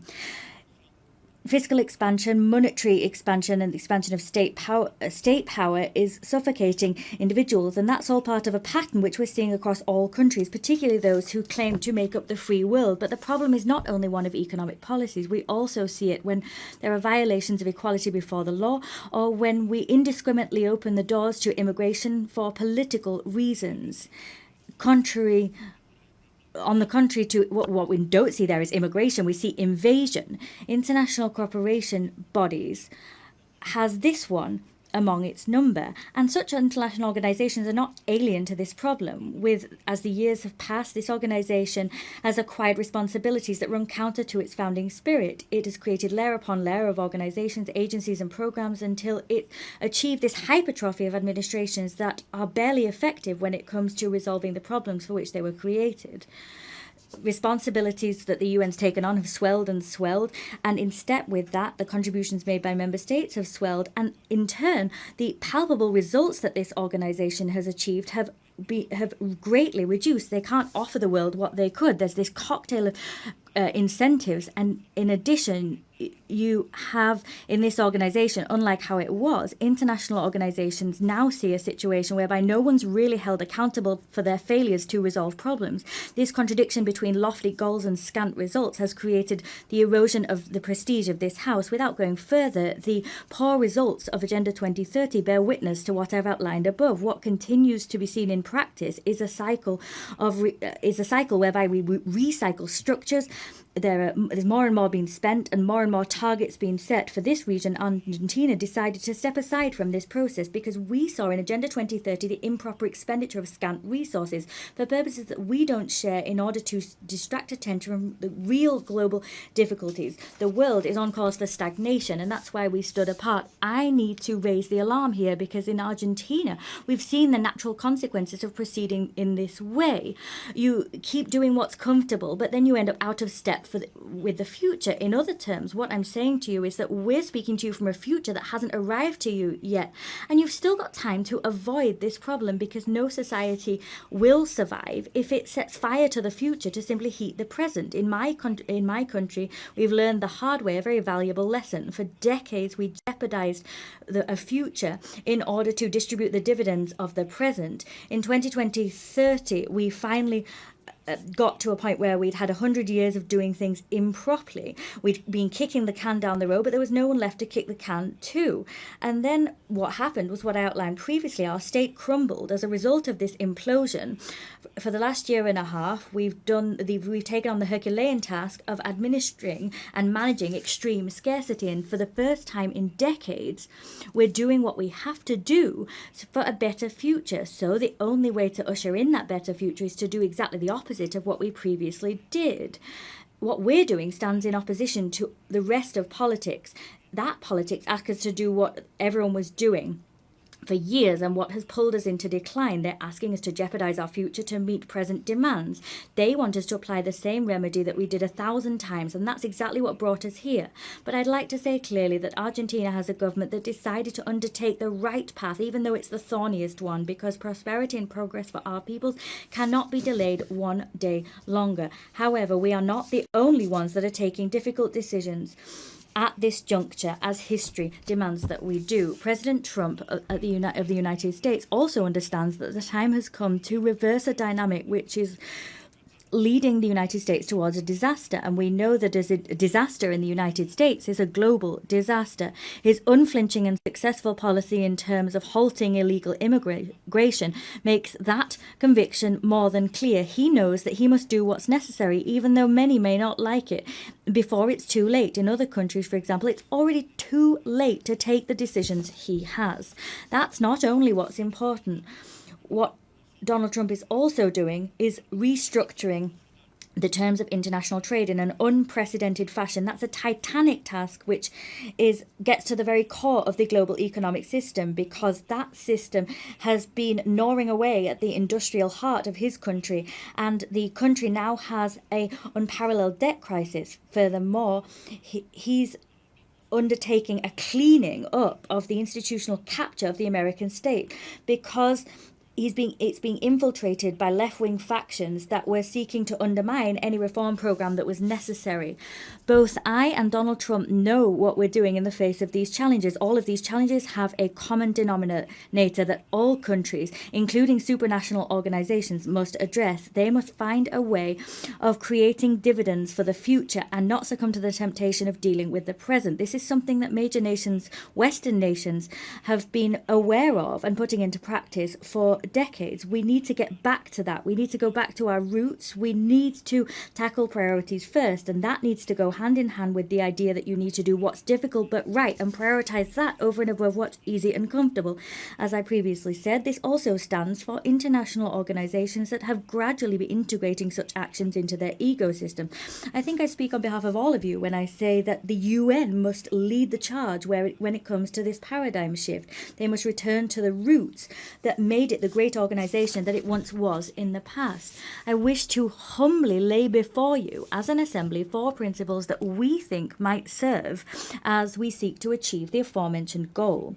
1. The principle of a core mandate. The central mission of the United Nations is to preserve international peace and security.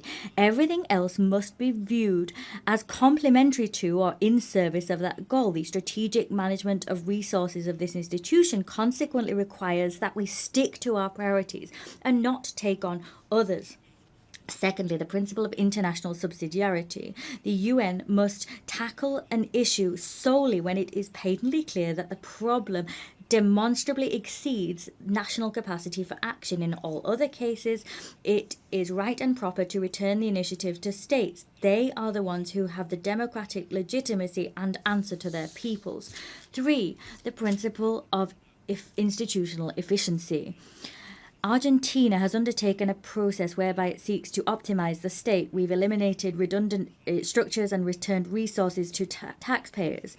In the same way, we believe that the UN requires a similar journey. That requires conducting reliable audits, closing ineffective programs, the consolidation of agencies into single bodies, and financing tied to real achievement. 4. The principle of normative simplification and streamlining. Peace is not only the absence of conflict, it requires prosperous societies. International cooperation must not transform into an obstacle for economic growth and an obstacle to the creation of opportunities. Consequently, we can only and must only support initiatives that do not stymie states' capacities to lead their own production and productive efforts to attract investment and foster trade that are the right way to reduce poverty. These principles will be highly valuable, we believe, in terms of getting our organization back on course so it can stand the test of time and produce tangible results over time. To conclude, I want to raise four sensitive and crucially important issues for the Argentine Republic. Firstly, I wish to reiterate our legitimate claim and irrenunciable claim in terms of sovereignty over the Malvinas, South Georgia, South Sandwich Islands and the surrounding maritime areas that continue to be illegally occupied. In spite of the fact that 80 years have elapsed since the creation of this organization, colonial situations such as this one remain unresolved. For this reason, we call upon the United Kingdom to resume bilateral negotiations in accordance with Resolution 2065 of this very same General Assembly, together with all relevant subsequent resolutions.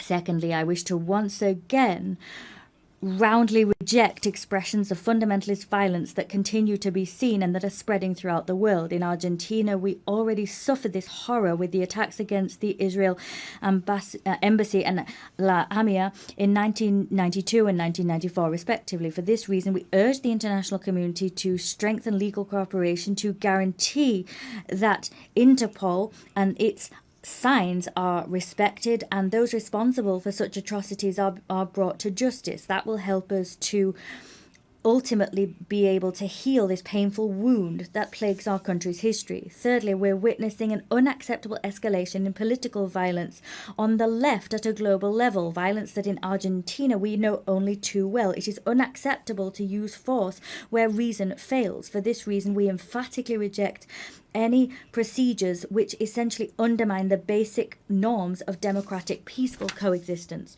4, to the situation of the Argentine citizen Nahuel Gallo, who was abducted and detained arbitrarily in Venezuela without charge, with no legal assistance or consular assistance. In simple words, this is a forced disappearance. We demand that the Venezuelan government release him immediately, and we appeal to the international community so that this legitimate claim is heeded. This in defense of the most basic principles of international law and human dignity. Finally, we reiterate our demand for the immediate release of the hostages which remain captive in Gaza. Finally, may God bless the free world. May the forces of heaven accompany us. Thank you. Thank you very much. On behalf of the Assembly, His Excellency, the President of Argentina Republic.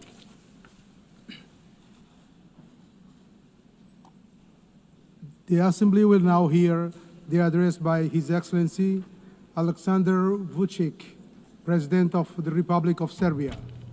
I request protocol to escort His Excellency and invite him to address the Assembly.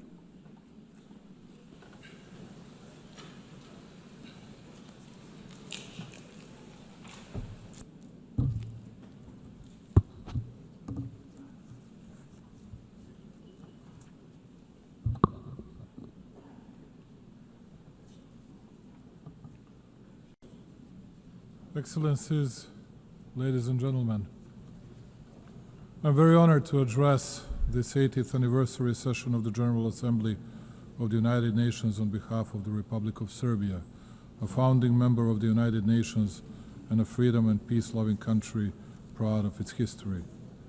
This year, we mark 8 decades of the existence of the World Organization, and during that period, the UN has provided a framework for dialogue, cooperation, and solidarity among the nations, short of which it would not be possible to respond to the challenges of our day.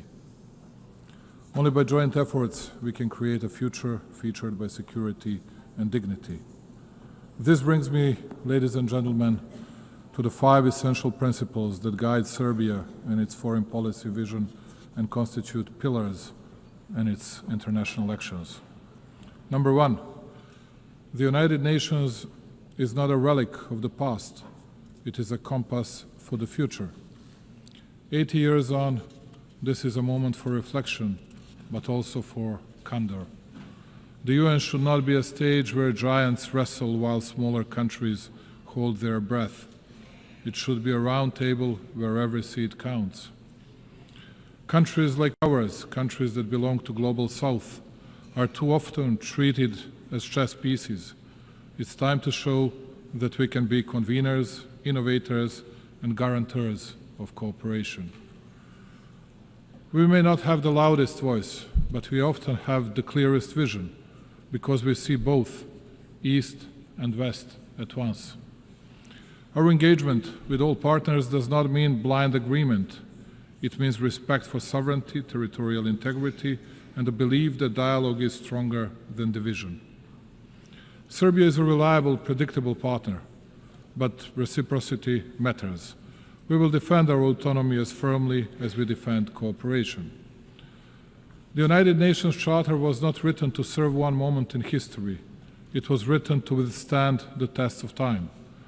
In a world facing deep geopolitical fractures, the United Nations Charter remains the only framework capable of holding us together. Serbia is not a buffer zone, it is a bridge, and bridges connect. They do not divide. Therefore, as the President of Serbia, for the first time I would like to offer Belgrade, the capital of Serbia, as a place of dialogue for all the conflicts around the world. I believe that we will offer the best possible hospitality and absolute security for the participants. The world is facing its deadly surge in violence since World War II. In 2024, 61 armed conflicts erupted across 36 countries, the highest number in more than 7 decades. The proliferation of misinformation, particularly via digital platforms, has fueled distrust between countries, targeting elections, trade negotiations, and public sentiment. Serbia believes in pragmatic cooperation, finding common ground even where disagreements persist. People around the world are frustrated with governments and businesses, and they want a better future for themselves and their families. The best way to deliver that is through collaboration across nations. We live in times of the most difficult conflicts and the most difficult divisions within countries, continents, and regions since the foundation of the UN. A particularly worrying thing is a fact that, provoked by different factors, we have the deepest and the most difficult divisions within each society, with, most often, extremely violent consequences of actions of mutual non-understanding, non-communicating, and distancing from what used to be accepted as elementary decency and behavior in both country-to-country and people-to-people relations. The world is divided, believe it or not, less by ideological, but much more by emotional, hate-driven differences caused by undermining of countries, societies, elementary moral values as well. In each village and hamlet worldwide, and particularly with the members of the citizens' alleged elite, at least it used to be the case, no matter who dies of natural causes, and especially if someone dies in an accident or gets killed, the biggest part of the society felt the need to pay their respect to the deceased, even those who didn't think highly of the respective person during his or her lifetime. Today, we are witnessing the unprecedented wonder, a sick expression of joy for the crime committed against an innocent person. The example of Charlie Kirk is the best confirmation of that. He was savagely assassinated just because his killer didn't like his ideas. He was shot, even after death, by the same ones who had prepared political and media grounds for his assassination. And please do not be surprised because I'm speaking about this more than about big world conflicts. It is precisely that such a development devastates in a deepest and the clearest way the world political community much more than conflicts with clear and visible actors. In the era of social networks, in the era of freedom, we have reached the point of the biggest unfreedoms and unambiguous limiting of freedoms of the others. How can it be possible that, let's say, ABC television hosts get bigger media attention in the US than the attempted assassination against, let's say, President Trump? Who are these shadow rulers who impact the key political movements and who want to run the world and each country individually, and almost as a rule without the people's will and legitimacy? They run all the processes, and all of us because they're chosen by God, as they like to put it. The elite and other people who are, I suppose, incapable of choosing their own path. Those are extremely dangerous things, which will lead to further dissolving of our societies and our countries, but also the overall world politics. It was mostly spoken here about Palestine and Israel.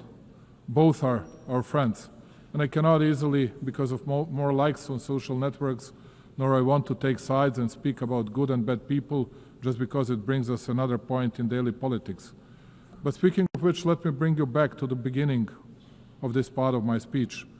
Big pro-Palestinian demonstrations were held in Italy during the past weekend. People were shouting Gaza, Gaza, but at least in Milan, some of them did not even think of Gaza. The only thing that was on their mind was demolishing and burning down of what the Italian people had created for centuries, just because it is popular to be against the government and take part in some kind of violence. And when otherwise very composed Italian Prime Minister Giorgia Meloni calls such hooligans, rightly so, thugs, we all ask ourselves what the next stage would be like and what awaits us in the future. During the past month, Serbia was facing unrest and attacks against the constitutional order. In spite of the violence exerted by the protesters, we tried to find a significant share of blame in myself, ourselves, and in us running the country. I wanted to listen, and I understood the message of the people in the streets. That is why, just like here at the United Nations, I believe that the dialogue between the nations and countries has no alternative. I offer dialogue and unconditioned discussion on all the topics of significance for our society to people who think differently, and I'm absolutely certain that in the upcoming period we will overcome all the difficulties from the past months. Progress on global challenges is uneven. Financing is dwindling, the UN budget is constrained, and smaller nations often lack access to the tools and support that richer countries enjoyed, particularly in the energy transition. Climate change is not just a statistic for Serbia and the Balkans, it is a lived reality marked by droughts, floods, and energy insecurity. Sustainable economic growth is essential, not optional, for climate resilience and well-being. For us, partnerships are defined by commitment, not hierarchy. We are a place where East and West collaborate on concrete projects from clean energy to infrastructure and digital transformation, when we will continue to build on this foundation. At a time when the UN seeks to inspire trust globally, these practical, results-driven partnerships strengthen confidence at home and abroad. Distinguished colleagues, alongside many other member states, especially those who do not belong among great powers, Serbia is adamant in pointing to the importance of and respect for the fundamental principles and rules of the Charter of the United Nations. Perhaps it is only too proper to repeat today what we committed to 8 decades ago. The principles and rules of the Charter are valid equally for all states, large or small, for all political powers or levels of development. With a feeling of deep pride, my country continues to commit to a consistent implementation of international norms, notwithstanding the fact that it too is facing a lack of fairness and double standards. In words and deeds, and on a number of occasions, Serbia has recommitted to respecting the sovereignty and territorial integrity of all UN member states, the fundamental principles of the Charter. In doing so, my country expects all the states to respect its sovereignty and territorial integrity, which I have the pleasure to note most of them do, and to which I owe my profound gratitude. After all, as I said on many previous occasions, the respect of the Charter of the UN is not a matter of choice. Rather than that, it is a universal and binding obligation of us all. Number two, territorial integrity is not a principle measured by power. It is the measure that restrains power. If the principle of territorial integrity is applied selectively, it ceases to apply at all. Its violation in one place becomes justification for conflict everywhere. Undermining it does not create exceptions. Rather, like in the case of Serbia, it creates precedents, dangerous ones. Serbia is well aware of the price paid in disregard of international law and multilateralism. 26 years ago, my country fell prey to a brutal aggression by NATO. It opened a Pandora box of sorts, whereby the very postulates of international law were unscrupulously undermined and the principle of territorial integrity brought into question. The consequences of such actions of those who consider themselves untouchable at the time are felt today as well. Even though small in respect of global powers, Serbia is not deterred from commitment to the principles of international law. We firmly believe that they should be respected in every situation, without exception and selectivity. As a persistent drop can shape stones over time, so does our perseverance in defending universal norms help assert their durability. Serbia will continue advocating those principles, as the observance of the respective is the only reliable way to peace and stability. This rostrum and this occasion are the best opportunity to reiterate that my country will never forget its history, its people, its sanctities. Kosovo and Metohija is an inseparable part of Serbia, the main pillar of its identity, culture, and spiritual heritage. For us, Serbs, it is not only a piece of land, it is the cradle of our spirituality and our existence on that land over centuries. Our concern is not only moral and historical, it is humane too. It is with a heavy heart that I advise of the dramatic circumstances in which the Serbs of Kosovo live today. Day in, day out, they are denied basic human rights, the right to life, freedom of movement, the right to education and health protection, access to workplace and property. They live in isolation, basic foods and medicines are in short supply, while children grow up in a fear and uncertainty. Their situation is not only local by nature, it touches upon the conscience of the entire international community and is a test of its readiness to fend for the innocent and helpless. We witness ethnic violence suffered by the Serbs almost every day. It is frightening in size and scope. The Serbs are physically attacked, intimidated, arrested unlawfully, their property is confiscated, and their rights to language, education, and cultural expression limited. The Serbs are often discriminated against, too. The practice sets the stage to make life in Serbian communities more difficult, as they are denied basic services, taxed exorbitantly, and erected hurdles and obstacles too. This is aimed at creating fear and pressure, and by extension change the demographic picture and force the Serbs to flee Kosovo and Metohija. Serbia, therefore, calls on the international community to take concrete and resolute measures to stop the violence in order to ensure security and rights of all peoples in Kosovo and Metohija. Compassion is not good enough. We need deeds and protection mechanisms. Notwithstanding the continuous, open and obvious violations of UN Security Council Resolution 1244, Serbia continues to believe in dialogue under the European Union auspices. It has no alternative, and if true and committed, it is the only way to a just and sustainable solution in line with international law and with full respect for mutual obligations. Just as in the past, my country will continue to fight for peace, patiently, emphatically, and in good faith. Number 3, the Balkans must not be a stage for the ambitions of others, but a space for shared responsibility. 30 years after the conflict, stability has become our highest value. The nations of the Balkans deserve the right to shape their future free from external patronage through cooperation, mutual respect, and regional ownership. Distinguished colleagues, cooperation, dialogue, and mutual confidence are perceived as main levers of international relations also on the regional level. We consider that our region should look to the future while we continue to work to the benefit of all citizens and economic interlinkage. To paraphrase Indira Gandhi, who once said that one cannot shake hands with a clenched fist, let me say that Serbia will keep its hand extended, the hand reaching over divisions and borders, devoted to stability and prosperity for all those who strive for a positive agenda and a vision of common European future. The stability of our region is of paramount importance for us. As a guarantor of the Dayton Peace Agreement that we signed 30 years ago, we shall always work toward its full implementation and respect for the rights of all 3 constituent peoples in Bosnia and Herzegovina, Serbs, Bosniaks, and Croats. Unilateral acts and the abuse of authority contrary to the letter of the agreement are not conducive to peace and bring about new tensions. Only by the agreement of Bosnia and Herzegovina's people and entities can the stability and functioning of that country be guaranteed.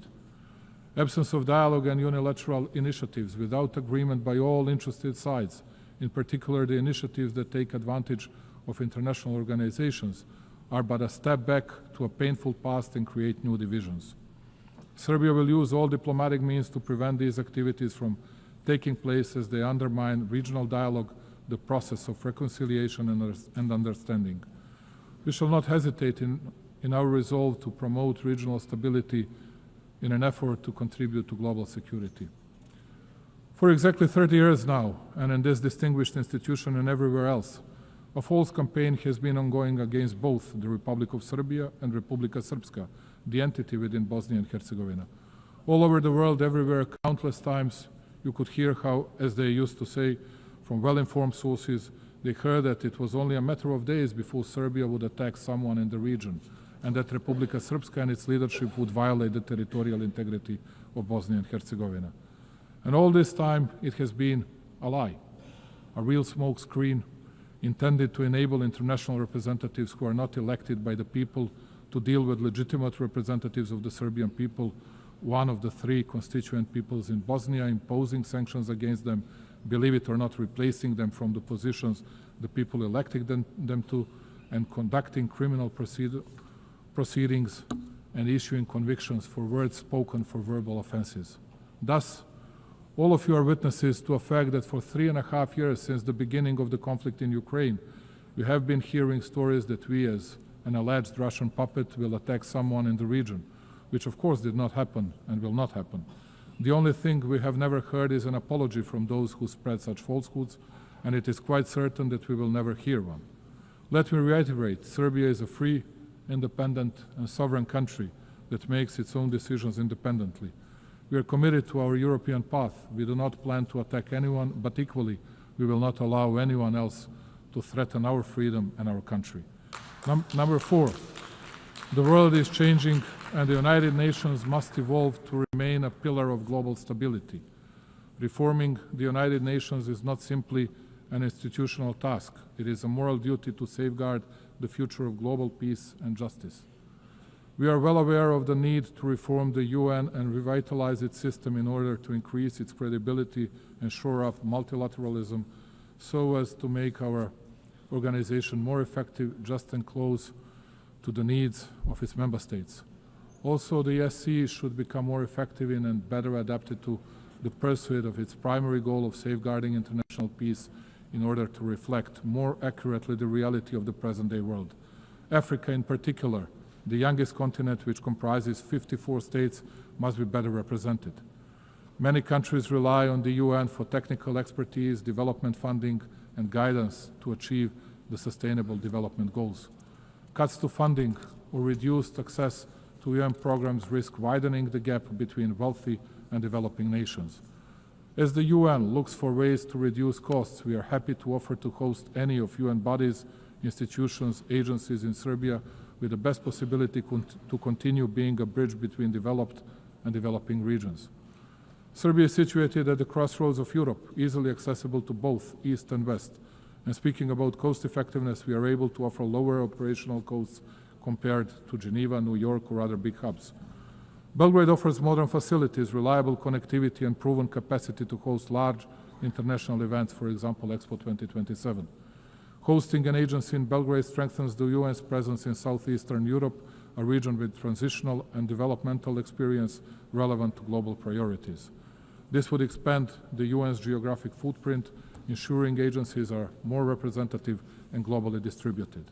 And number 5, Serbia will remain independent and will overcome internal challenges through the strength of its statehood tradition, focusing steadfastly on building a prosperous future. True sovereignty today is not insulation. It is the dignity to choose, to say yes on our own terms, and to use that choice for cooperation. Serbia's independence is not a privilege granted. It is a sovereign right exercised, and its sovereignty is not situational, it is foundational. Notwithstanding numerous global challenges, Serbia has remained on a steady course. Its macroeconomic situation is stable and its economy continues to grow, which only shows how commitment to reforms and responsible economic policies lead to great results. Investments in infrastructure, energy transition, and digitalization bear out my country's commitment to sustainable development and the 2030 Agenda goals. Let me take a moment, ladies and gentlemen, to inform you that in 2020,